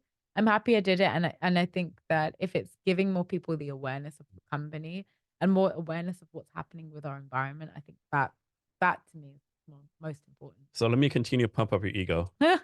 Next one is something called um, Every Woman Entrepreneur Awards 2022 finalist. Oh my gosh, the Every Woman Awards. That was an amazing experience. So And all these are in Britain. Mhm. Okay. So the Every Woman, yes. Um, that one was that was an amazing, amazing. So I did not win that one, and I know the person who did win, and I think that they are so deserving. I I love that award. Listening to the stories of all these women, like it got very, very emotional because it was, I think it was the first, if I'm remembering correctly, it was the first one after the pandemic that everyone was around. And I met the most amazing women. Like they're doing, not only are they doing incredible things, they're changing the space. They're just changing the space for other women to enter. And it's just, it was very emotional. So we all sat there and there were women on stage talking about their businesses, some that are like super, super, super well known businesses. Like they had the founder of Snag Tights and they had all these different women speaking. And I was so emotional. We were all sitting there just essentially crying because we're like, we've all gone through these experiences, but knowing that a lot of these women who were like, oh, I'm going through cancer, or I've gone through having a double mastectomy, or I've gone through having a hysterectomy after my children. And I started this business and I never thought I was going to even be around to finish it. And it was an incredible time to see all these different women. And a lot of the stories were so different, but a lot of them were the same, where it's like, I did not know I was going to make it. And here I am, you know? That's one thing. Like, you never know what other people are going through, right? Yeah. I'm just never know. Like, I have one friend, her father has brain cancer and her sister has breast cancer. Like, you never know what people are going through, right? No, You have to be honestly. some kind of empathy, right? Honestly. So next, talk about what y'all did to ensure your business survived during COVID, because so many businesses failed. Like, what happened? What did your co-founder or your employees? What do y'all do differently where you know not only made it through, but succeeding and being successful, Oh where my some of your other gosh. business went bottom up? Ooh, Well, we were very close to being like, should we just call this a day? We were very, very, very close to being like, should we just leave this alone? It was it was it was hard. It was hard. A lot of it was down to our marketing. We got very, very lucky because, so to give you some context, our manufacturer pulled out at the last moment. Like COVID happened and they were like, we're making PPE. So all the research was done and we were ready and we had our prototypes and we were ready to go. And I'm like, yeah, we can go sell. And they're like, haha, absolutely not. So we had the demand and we got people to pre-order. We were so stupid. We were so confident and we got people to pre-order. We're like, you're gonna get a year. Did they prepay? Oh yeah. Oh, they prepaid. They prepaid. Good and bad, right? Oh my gosh. So it was great for us from a revenue perspective, but it was absolutely awful when it came to like delivering the product. Cause so January came and they were like, so there's my Twipes. And I was like, about that. We were really, really fortunate that we had good connections with every single person who ordered, and we got a lot of pre. And we were really, really fortunate that we had a good connection with every single one of them. So we spoke to them, we emailed them, we said, listen, it's the pandemic. We don't know where this is gonna go. and we're really sorry, but we were honest. We were just like, our manufacturer pulled out. They're doing bigger things. They're making PPE. Sorry, you know? And we got really lucky. I think we had something ridiculous, like 4 cancellations out of the 2,000 pre-orders we had. So we got very, very lucky. So me and you, we first met, I think last November, right? When you were so gracious enough to be on my startup panel, right? Um, was basically it was like, being a founder is not unicorn of rainbows. So thanks for Yes. doing that. Cool. Yeah, It was really good. that's a good experience. It was Yeah. really, really good. And actually, I remember you brought your marketing person with you. I think. I did. Is I she did. still with y'all, or Yeah, she yeah, is. she's very impressive. Like, She's great. She's actually transferred over, so she's now revenue. She works in the retail side, so she's okay, actually looking because we're looking to get into retail now, and she's actually transferred, so she's moving over to retail strategy. okay. Yeah. And on your website somewhere, I think it says the wipes that can save the planet. Isn't that like? I mean, that's a hell of a audacious goal, right? Can that even be possible? Or is like, I think or you truly believe that? Yeah, yeah. So if we were, so to give you some sort of facts and figures, our product in itself, so our Twipes are 80% less CO2 intensive than the global market leader. I And is won't, that from your own stats? Someone else's? this is a different stat. So Okay. this is a piece of research that So we not like saw. it's not like you're sourcing yourself, right? No, no, no, no, no, no, nothing like that. Nothing like that. No. So looking at the life cycle analysis of our product versus the market leader, and I won't name them, but looking at that, we've basically seen our products 80% less CO2 intensive. So that's from the creation of our product to the actual disposal of it to all of the other charitable things we do on the outside. And if we were to capture 5% of the market, there's like a huge study that shows blockages related to flash flooding in the UK. So antiquated pipes burst, flash flooding in the UK. And if we were to capture 5% of the market, we can reduce those blockages by 35%. So it is good. We are saving the planet literally one toilet at a time, you know? And you actually did the science behind the product, right? Yes. Now I'm guessing you went to the lab one day and light bulb came on and like I got this. Like, can you talk about the process? I'm sure like it took some years, right? It took a while. It took a while. So it was bribing my lab technician. So that was number one. I don't want to get into that too much, but bribing my lab technician is number one. I used my lab on the evenings and weekends, and I was literally like, I just want to try and do this. So I broke down several thousand wipes. I never want to look at another wet wipe again, and I know I do. But like literally pulled them all apart, figured out what they were made of, figured out why. Why are bigger companies not excuse me? Why are bigger companies not doing this? Why are they not doing this? Why are they not working on flushable wipes? It was cheaper to just say, hey, this wipe is flushable because there's no legislation behind it. So I started looking at what the wipes are made of, how to break it down, broke it down in different solvents, like all these different processes to see if it would actually work and if it would actually break down. And then I was really fortunate to work with a partner lab, sent off my findings, sent off my research and was like, hey, do you think you could actually make this and test it? And they did, and they'd come back with the results for me. And that's where the eureka moment came. But like I broke down a lot of wipes. It was a lot of trial and error. At one point the wipes went green. And I was like, why are they green? Like, oh, we added this element. I was like, why did you do that? Can you not just follow the stuff that I put into place and just do that instead? So this can be probably ignorant question, but like, is the water in toilets across the world pretty much the same water, or is like water different? Like, it's like maybe one water is like has like more fluoride, or maybe one water has like more dirty stuff, or is like water in the sewer system pretty much water across the board? So that's less important. So the water consistency is less important. Like the water quality is also less important versus like septic tanks. That's where Okay. it starts to get, and Okay. I'm not going to bore you with the details, but septic tanks is where it gets a little bit more Okay. complicated because you don't know which chemicals are in there and how that's going to react with the wipes. But water in general tends to be the same wherever you Okay. go. There's different harness. Obviously, there's different hardness and softness of water, and that definitely affects how quickly something breaks down. But within 3 hours, wherever you go, our product breaks down in water. And then how about, like lead pipes versus plastic pipes versus 1995 versus pipes made now, does that matter? In terms of blockages, yeah, absolutely. Absolutely. The thing is with antiquated pipes, like in the UK, which is changing massively at the moment, but antiquated pipes in the UK, there's more of a chance of something getting snagged on it, getting snagged on the inside. So pipes getting snagged, and then fats, oils, and greases added, and then that blockage being built up. A lot of our pipes in the UK, in London, not in the UK, but in London, has been replaced with PFTE, if I'm remembering correctly, which is slightly wider pipe, plastic pipes essentially, and it helps with the flow of of the water. But either way, our wipes will break down regardless of which piping system you're in and the running rate of.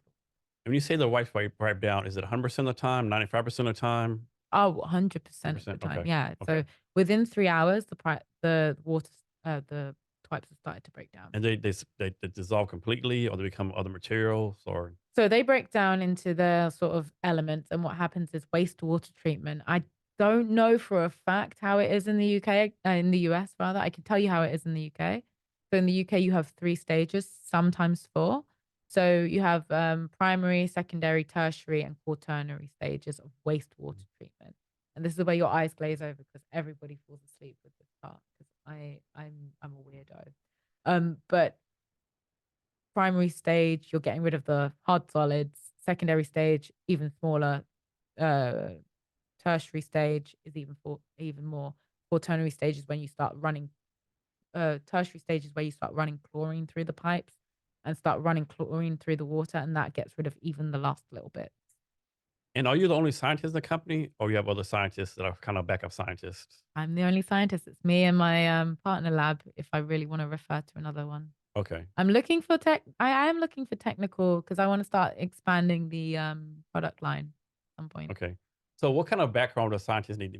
A background like a biochemistry, like No. No. So that was just my background. okay. So biochem, material and chemical and biomed. So that was my background. I would actually love to find more engineers. I would love to find more material scientists, a few more chemical scientists, but sort of like material engineers would be Okay. something I would be loving. Okay. And then what's your business model? Like how do y'all make money? We're direct to consumer, so we currently sell subscription model direct to consumer, although we're looking to change that and go into the retail side. Okay. So you're talking about like I can only think of Walmart right now. You think about getting a Walmart, Costco, Yeah, those so kind of things? Target, Okay. Whole Foods, potentially Walmart, Costco, yes, as well. It really depends on where we want to go. Okay. I know you're in the American market now. Mhm. Is like all over America, just certain cities, certain states, or At the moment, we're launching. We can sell to pretty much just like direct online? to Yeah. Yeah. consumer. Yeah, all online, direct to consumer. Most of the states and some parts of Canada. Mm. Very, very some, like case by case Okay. basis. But we're looking to try and get into retail. We're looking at retail in the East Coast first before we expand to the West Coast. This might be a dumb question, but are there like trade associations that do this kind of stuff, or you gotta like go have a booth at some kind of I don't know, baby wipe convention somewhere? And Yeah, there are a few, and there's a few in the UK as well. Like there's the good food markets where you can sort of play up, oh, we can use it in restaurants. But I think it's more like baby conventions is not for us because we're not targeting baby market. Even though we can be a baby wipe, we're not targeting baby wipe market. So for us, I guess it'd be more like reverse vendors. So the last time I was in Seattle, actually, I went to the reverse vendors market and we were there. So we went and looked around all the sort of contracts that you can potentially get with both military into the US government and that kind of stuff. So that was interesting to see. can you talk about how you came up with your pricing, the challenge of doing your pricing? Most people say whatever you think your pricing is probably like 50% too low, right? So can you talk about how that Yeah. came about? That was a huge learning curve in the UK. So we price ourselves in the UK at a pretty reasonable price, maybe a higher price point. And when we did our market studying in the US, it was literally like, you're way too low. You need to be priced higher. And even now we're like, yeah, we still price too low. And I actually prefer being priced too low because it means everyone has accessibility to our product. Now, the product is there like I don't know, make this up again. Like there's like a bronze level, silver level, gold level, where like you buy this product has like more stuff with it or more biodegradable and better for the environment, or you buy this basic product, it's not, or is the product's a product The regardless? product's the product. Okay. Regardless of what we're doing, the product has always been the product and it's not going to change. Like, in terms of, I don't believe in selling a lower quality product for less money. I think you should get the quality of the product that you have chosen to buy, and the price you're spending and the money you're spending should be the quality. It should reflect that, you Okay. know? So your website, it says somewhere, vegan and cruelty free, PETA certified. Mhm. Like, why does that matter? Like, I mean, Why it depends. It really depends on why people buy the product. This is a bit of social proof to show that the product is completely cruelty free. mhm. Like, we don't test on animals. We're good for pets, but we don't test on them. So, we've literally gone through the channels to make sure that we are not just good for the environment, good for you, good for your baby, good for your pet, good for your dog, good for your cat, good for your auntie, your uncle, and the Pokemon on the table. Good for everybody. Nice. So obviously you're a founder, there are gonna be days when everything goes wrong, right? How do you deal with those days? Like, how do you overcome the days you're like, shit? You're like, fuck my life today. This is a shit show. Like, Oh my gosh. how do you handle those things? Um, I tend to step away. So a lot of people say, "Oh, I've got all this work to do," and I take a nap. I'm like, I do step away from things. I'm like, I need to. I was like, I need to leave right now because if I don't leave, I'm gonna make the wrong decision. And I think taking time away and being like, you know what, it can wait till tomorrow. When people are like, no, you have to do this now, now, now, now, now, now, now. I'm like, can it wait till tomorrow? That's always the question. I'm like, can it wait till tomorrow? Or can it wait for an hour? Does it need to be a decision that needs to be made right this second? And most of the time, the answer is no. Most of the time, like, everyone's like, no, you have to do it now. I was like, do I have to do it now? And like, yes, you do. I was like, do I have to do it now? Or is it, do you want me to do it right now? Exactly that. Exactly that. Do you want me to do it right now or do I have to do it? And most of the time it can wait. And I'm like, right, if it can wait for even 10 minutes, I'm going to take those 10 minutes to go scream into a pillow somewhere, go into a bathroom and shake, look in the mirror, and then I'll come back and then we'll have a conversation. So that's mostly how I handle things. I'd rather just walk away from the situation because I know I've been known, and like I said, I've chosen violence in the past, so I've been known to say something and deeply regret it later on. So I'm like, you know what? I'm not doing that anymore. As we grow, as we get older, we're like, no, I'm not going to do that anymore. And have y'all been able to bootstrap everything so far? In the very beginning, we bootstrapped. So I think we started with like, it was two places. So we got 3,000 from our university and then we got 20,000 from the mayor's fund, which was really, really helpful for us developing our MVP. And we've been lucky to take investment. So we've recently just raised a round, right? Raised a Series A round. So we're very, very, sorry, not Series A, sorry, seed in the US. It's a seed. So seed round. you raised it here in the US? Yeah. Okay. So we got very, very lucky and we got very fortunate. Actually, I say we're lucky. We're not lucky. We took opportunity and Yeah. this is a massive shout out to my co-founder because oh I would have been so stressed. Like, I'm a scientist and I make products. That's what I do and I love it. And I understand parts of the business, but I do not fundraise. That is not my job. My co-founder fundraises and he does an amazing job. So shout out to him. Are there like venture capitalists, angel investors in England? Yeah, there are. Okay. Yeah, there are. So the reason I say I raised the Series A and then corrected myself is because in the UK, the amount we raised would have been a Series A UK amount. But in Okay. the US, it would have been either a seed, sometimes even pre-seed, Okay. depending on where you go.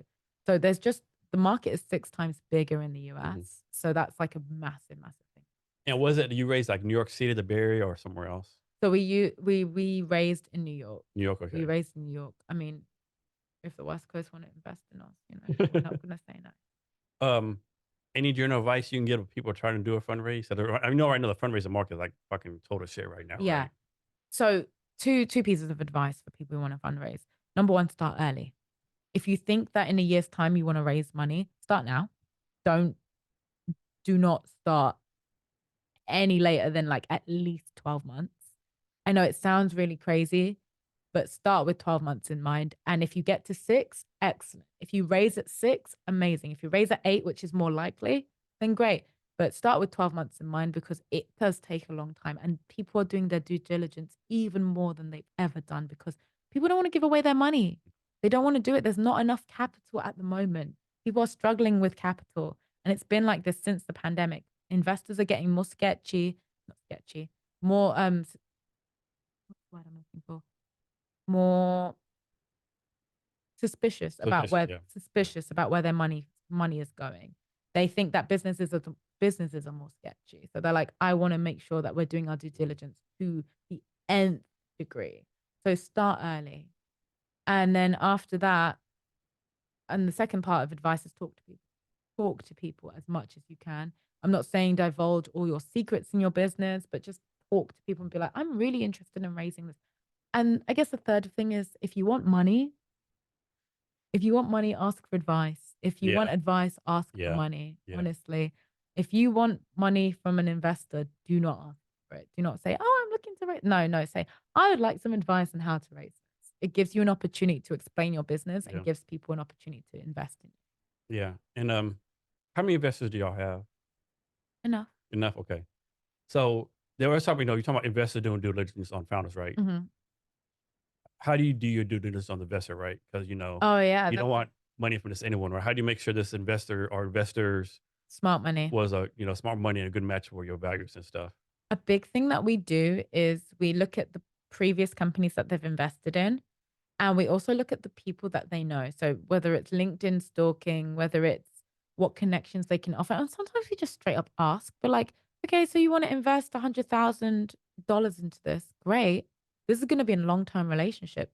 What else are we bringing to the table? You know, I hate that phrase. I hate, what are you bringing to the Yeah. table? I think it's so cheesy, but it's true. It's like, what else have we got here? Because we're not just looking for money. Money is everywhere. It sounds really silly. And like after the pandemic and after all the advice I said, start early, but money really is everywhere. If you want a good investor, you're entering a marriage into this investor. Make sure they're bringing more than just money and shiny objects. You know, you're not a magpie. Make sure that they're bringing more to the table than just, oh, here's all the money and we're going to leave you alone. If you need advice and you need help, then make sure that they're bringing those advice and those connections that help. But you're right. Right? It's called dry powder. If you look at any stat out there, there's billions and billions of dry powder out there, right? Doesn't matter. A lot of founders are failing to convince the investors to give it up because Yeah. all the economic stuff going on. Yeah. But they have to invest eventually, I would think. They just can't have like $20 billion just sitting somewhere, right? You would think. You'd think. But I'm not an investor, so I don't know. I think there's less money at I think the investors have less money than we think. Mhm. There's an assumption that there's just a massive pot going around somewhere. I think people are way more cautious about their money. Way, way, way more cautious. Whereas before, you used to jump into Silicon Valley and people are like, oh yeah, let me just invest in your company, which is nothing. We're Yeah. going to invest in in like rip away boxes. That's fine. I'll give you here's $100 million. Or like, I have a food truck that's AI enabled. Here's $10 Yeah, million. exactly. Do you know Exactly. AI? No. Here's another No, $10 million. exactly. Hire AI people, right? Exactly that. Exactly that. Exactly that's ridiculous. Yeah. So is the plan for the business like be like worldwide, so to speak?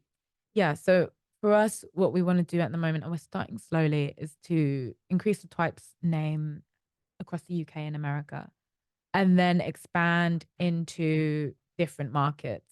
I actually want to start getting back into the lab soon, developing things like feminine hygiene products, diapers, making sure that these technologies tackle that holy trinity of blockages, which is feminine hygiene products, wet wipes, and baby diapers.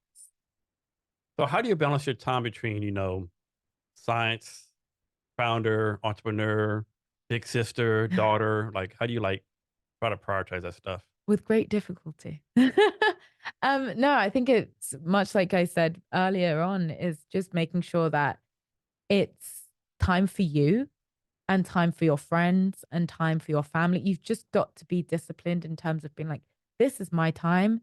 And, I've had not arguments, but I've had disagreements with my own family members being like, oh, I expect you to reply to me right now. And I'm like, I can't reply to you right now. This is my time. I don't want to talk to anybody. I don't want to have a conversation. I need to recharge my own batteries because if I don't, that's when I burn myself out. So do your like mother, sisters, close family, close friends really understand what you do? They don't understand what you do. I mean, I know they know what you do, right? Yeah. But they understand like what it takes to do what you do. I think unless you're an entrepreneur doing and a founder doing this, it's very difficult to understand. Like I can only sit there and understand from what you tell me of what you did in the military. I would never be able to empathize. I would never be able to truly be there for what you did. Like I don't know. I do not know. And I think unless you're in it, you just don't know. And I know you've probably got military friends who are in the military either at the same time as you or not. And you're like, you just get it. I think I recall on a when we did our panel talk, there was James. Yeah. James was also in the Mhm. military. And both of you were just like, I get it. I get it. We may not have been in the military at the same time, but I get it. And there's that level of community. Other entrepreneurs have that community. Whereas my family, I love them and I get it and I know they want to understand, but ins and outs, I don't think they're going to get the day to day and how hard it is, especially being in two countries, two continents, you know, trying to navigate the two, traveling, the stress, the this, the that, the feeling displaced. It's very difficult. Is your company run on London time, Buffalo time? Yes. Yes, all. Yes, and yes, all. It's Nice. it's I mean, that has to be a challenge, right? it's tough. It is tough. And y'all like do daily meetings or you just like We do weekly weekly meetings. meetings? Okay. Yeah, we do That makes weekly it better. meetings, which yeah, it is easier when you can get everybody in at like 4 o'clock for me Mhm. when I'm in the UK, which is 11 o'clock for East Coast. Mhm. West Coast, it's a bit more difficult. Like it's currently 4 o'clock here. And so it's 8 hours in the UK. Okay. We're 8 hours behind. Okay. Behind? Yeah, I think we're eight Well, hours no. Yeah. behind. So what's your advice to any like new founders like still starting out? Same as I always say, talk to people about things. Not necessarily your idea. You don't have to go into detail about your idea, but if you want to start a cake shop, for example, and you don't know how to bake cakes, first of all, that's the wrong place to start. But you can turn around and go, hey, mom, I really want to start a cake shop, but I don't know how to bake. And your mother is like a baker. You're like, oh, mom, I want to do that. She's like, oh, great. I know how to bake cakes. I'll show you how to do this.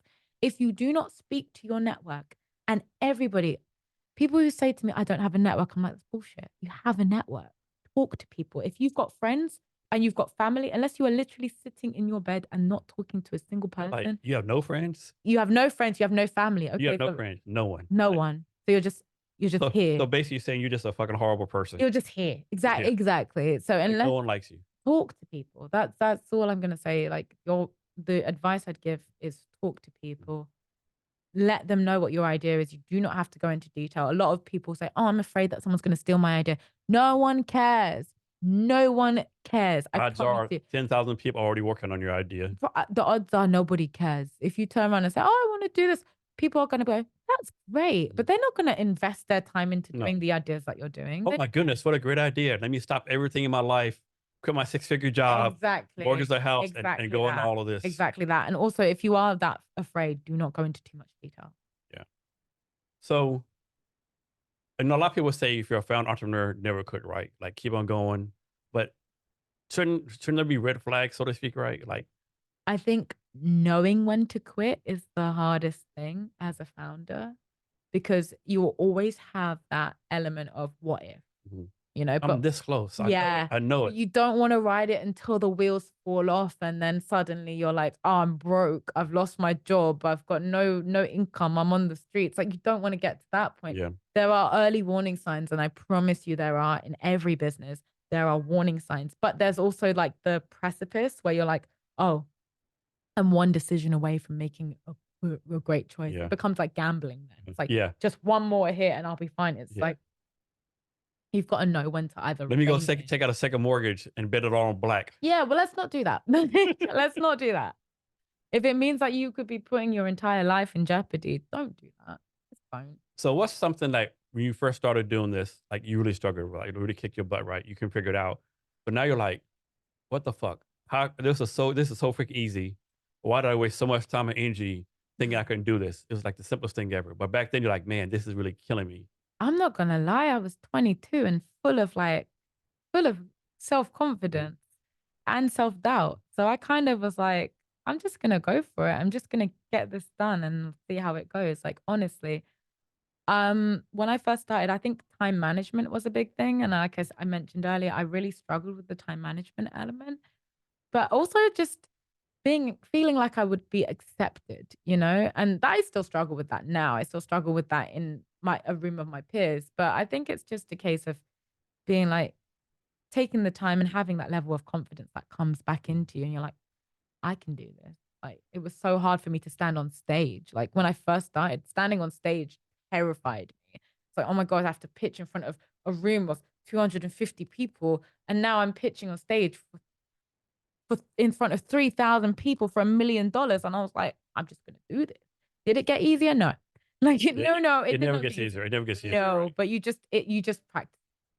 Now, tell me again how old you were when you first started getting interested in science. Ooh. Oh, when I first started getting interested, about 9. 9. Okay. 9. So let's suppose there's a 9-year-old female out there somewhere. Oh, guy, what if someone 9 years out there? And like, man, I might want to do science. What advice you have for them? You're 9 years old. If that's what you want to do, great. I'm definitely an exception to the rule. At 9, I knew what I wanted to do. At 9 years old, most people don't know. They don't know. Most people are like, I want to be an astronaut or I want to be a vet, and they don't go down the same route. But at 9, I'm like, if that's what you want to do and that's what you enjoy doing, then see it through a little bit. See what you want to do. But at 9, at 19, I might be having this conversation and being like, okay, we'll pursue it. But for 9 years old, continue picking your nose and throwing rocks into the water. Like, I don't know. Like, it's been a long time since I've been 9. So how do you keep up with all the like scientific community standards you have to do? Like, like, so do you have a bachelor's degree in science, master's, or I have a master's in material and chemistry. okay, like is you have to like take some kind of test every once in a while to keep up to date and stuff, or like you have to like recertify something, or like No, okay, no. So the biggest thing that the company has to do is sometimes they have to go through testing again. So we have to test like flushability guidelines, skin sensitivity and that stuff. But we haven't had to do that yet because we haven't changed our formulation. okay, So when we change it, then if we change it, then we'd have to do that. that's a good point. So with your product, you have to like test it like people like what's it called like skin disease, you like eczema, eczema. Eczema. You have to like do different tests for that kind of stuff, or So we did microarray testing, skin testing, baby testing, and basically flushability testing. If you change the formulation, you do have to go through, and if there are new guidelines, so we recently had to do, not recently, but a couple of years ago, had to do a different guideline that had been updated, and we had to pass that as well. So it does, if there is a new guideline that's put out, we do have to test against it. But other than that, as long as the formulation doesn't change, like if we decide to take out, for example, the aloe vera element, then we'd have to test it again. and do different countries have different standards for this kind of stuff? Yes. European have much more stringent Yeah, standards yeah, than the I, US. I would think so. Yeah, Yeah, hugely so. yeah. So from your point of view, how does your company make it, so to speak? Whatever make it means, like become a $1 billion company, get Oh, 10% of the market, whatever your definition of success is. How does that happen? so for us, I think we want to become like the Andrex/Cottonelle of wipes and like flushability. So when people think of flushable technology, they think of Twipes. That's like I want to become a household name for our business, whether it's feminine hygiene products, whether it's wet wipes, whether it's diapers, whether it's dental floss, whatever. I want them to think of, when they think of flushability and something that they can just flush and forget and toilet friendly, I want. So I know a lot of people, they use other products and it's in their mind that, it's going to block whatever, Mm. whatever. And even though you say it like disposes in 3 hours, I'm sure the people are like, there's no freaking way this happens. Like, that's a lie. There's no way because of other products. How do you convince these people, like, no, this is really real? Like, this is true. So normally we have a live demo. So what we do is, if anyone comes to our presentations or they come to our stands or whatever, we show them and we get them to do it. So you literally put pipe in a bottle, you shake it up in like 30, I want to say 32 fluid ounces. I'm trying to do the conversion in my head. But you shake it up and then you can see it start to break down instantly.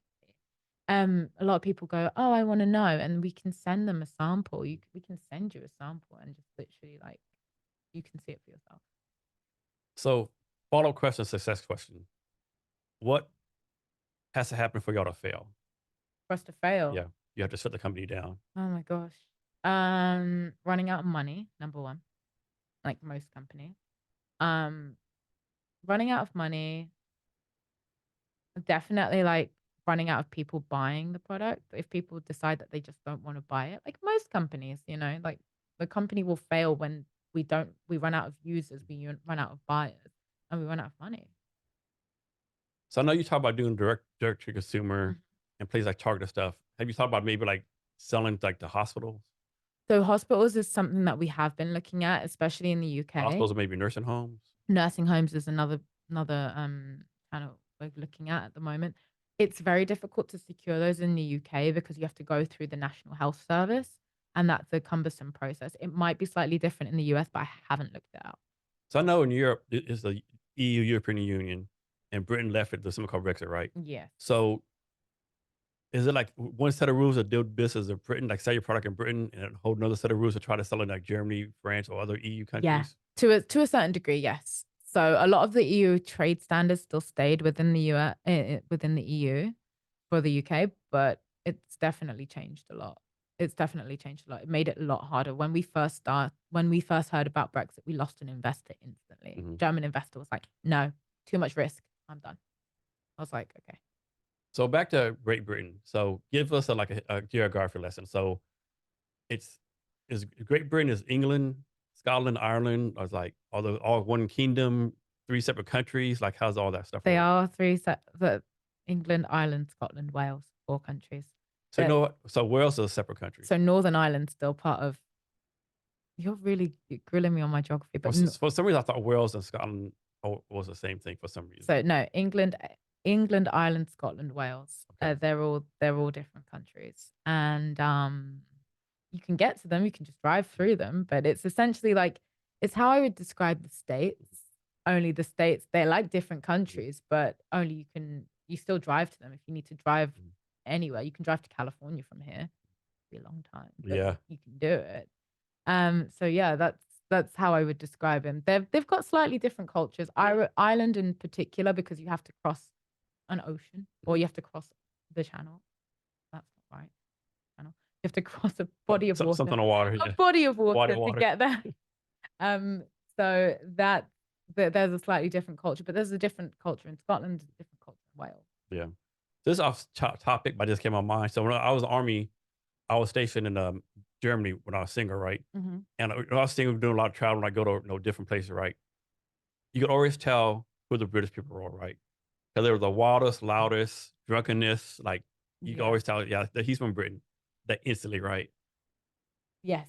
Oh yeah, so we have a horrible reputation, and I don't class myself in this because like I'm British when I want to be, and then other times I'm Caribbean. Like I'm Jamaican. Like um but there's a horrible experience. Like they class it as Brits abroad. Mhm, And I think the reputation, like my friends and I travel abroad mhm. quite often. Like we tend to go away together. And we're pretty chill. We're pretty chill, but we're all from different Yeah. places. So I think there's only one person in our entire friendship group who's actually born and raised in Britain and is like white British. Mhm. And that's it. The rest of us are all from different Yeah. countries. So and he's pretty respectful when we go out there, but there's still that stigma. Yeah. So I've definitely seen it. Yeah. yeah, there's still that stigma, Yeah. 100%. They're from Britain. Yeah. There's no Yeah. doubt. Yeah. But then Australians also have that Yeah. reputation They do. too. They do. Yeah. So who are your mentors, either now or in the past? Besides my mother. Yeah. Yeah. I mean, you can talk about your mother again. Yeah, like my mom is definitely my biggest sort of mentor. I'm also really fortunate that, like I said, I'm surrounded by women. I'm surrounded by really strong women, and they've all of them. I always sit there and I learn, and I just, like I said, a naturally curious child. So I sit there and I'm like, I wanna know, I want to know everything. So I always ask questions, and I don't know if I have one mentor in particular that I sit there and I'm like, that's the person I'm inspired by. I'm more inspired by people in my everyday life. And the more important part of the question, who are you mentoring right now? Ooh, at the moment, I'm not mentoring as many. Like, I'm not mentoring anyone. If anyone wants to be mentored by me, like, do come and find me. I think my staff sometimes I'll talk to and I'll be there, but No, I'm not mentoring anyone at the moment. You'd be a great mentor. Think of all the value you could add to someone, I've had mentees in the past, and I've spoken to a few that have like gone on to start their own businesses, and it's amazing to see. But not at the moment. Okay. Not at the Okay. moment. But maybe. Yeah. So you already talked about your company some. Can you now go into more detail, like how it got started, the problem you're solving, what you focus on now, and what the future plan is? Um. So at the moment, so how we got started. So we started in a pub in the UK, and it's a random question, a random story. But my co-founder and another third co-founder, he basically sat down and said how he'd blocked his toilet 3 times that year, which was disgusting. Because it was only February, and he said basically how he has been using wet wipes that break down in water, that don't break down in water. They're not flushable. And I said, well, wet wipes don't flush. And he's like, no, they do. And I was like, no, they don't. They don't break down. They don't flush. And that's kind of how the idea started. So it started with me going back to the lab and trying to figure out why these things don't break down, why they don't do what they say they're going to do. And my co-founder looking at the viability of the business. And sort of now we're at this point where we fast forward sort of 5, 6 years, 7 years later, and we're launching in the US, and we've got an amazing staff. I've got a team of 13, and they're just incredible people, some based in Buffalo, some based in other parts of the US, some based in the UK, and it's a fantastic experience. I'm really, really, really fortunate.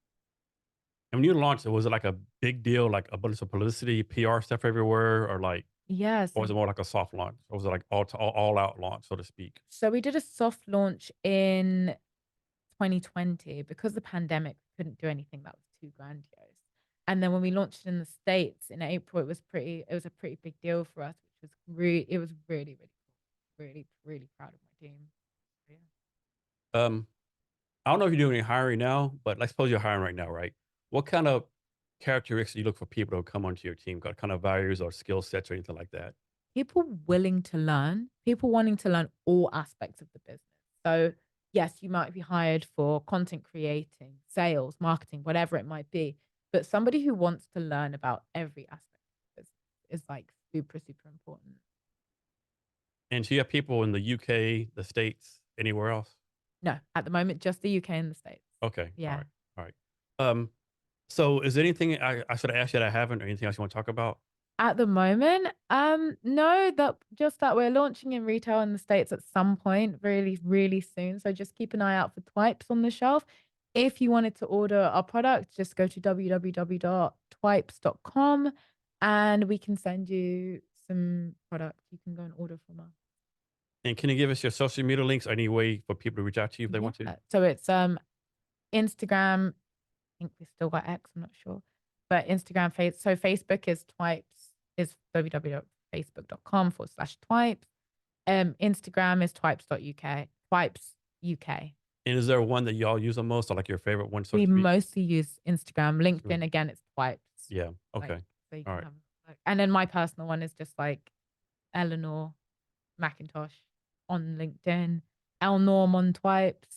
So Ellenor with an M at the end. Easy peasy. Easy. Yeah. And you already gave a lot of great value, but can you give us any like last second advice or wisdom, or anything you want to talk about? Utilize your networks, talk to people, and just have fun. Everyone thinks it's such it is hard. It's a lot of grindy shit. Like there's a lot you gotta do, but just try and enjoy it along the way. And it sounds so stupid, like just enjoy it, but do take your time and enjoy this journey because for a long time I look back and I was like, I can't remember half of the journey because I didn't enjoy it, and now I'm just embracing every opportunity. So one last question. Check about this. I think a lot of time founders, like we're in today, right? Like, man, this sucks. We're not doing anything. But a lot of us feel like look back like 6 months before. Oh wow, like I have done some progress 6 months. Can you talk about the points of doing that? Like being appreciative of what you've actually accomplished, even though right today you're like, my life sucks. You don't see it until you see it. So I think me and my co-founder had this conversation where we were like, we had to document everything that we'd been doing up until this very point. And we kind of went, huh, oh shit, we've been doing a lot, haven't we? We've done a lot in the last 12 months, haven't we? I was like, yes, we have, and we've got to embrace it. and we've got to celebrate it as well. So make sure you celebrate your win. Eleanor, thanks for your time today. Really appreciate it. Thank you so much. And to our listeners, thank you for your time as well. Remember to be great every day. Thank you.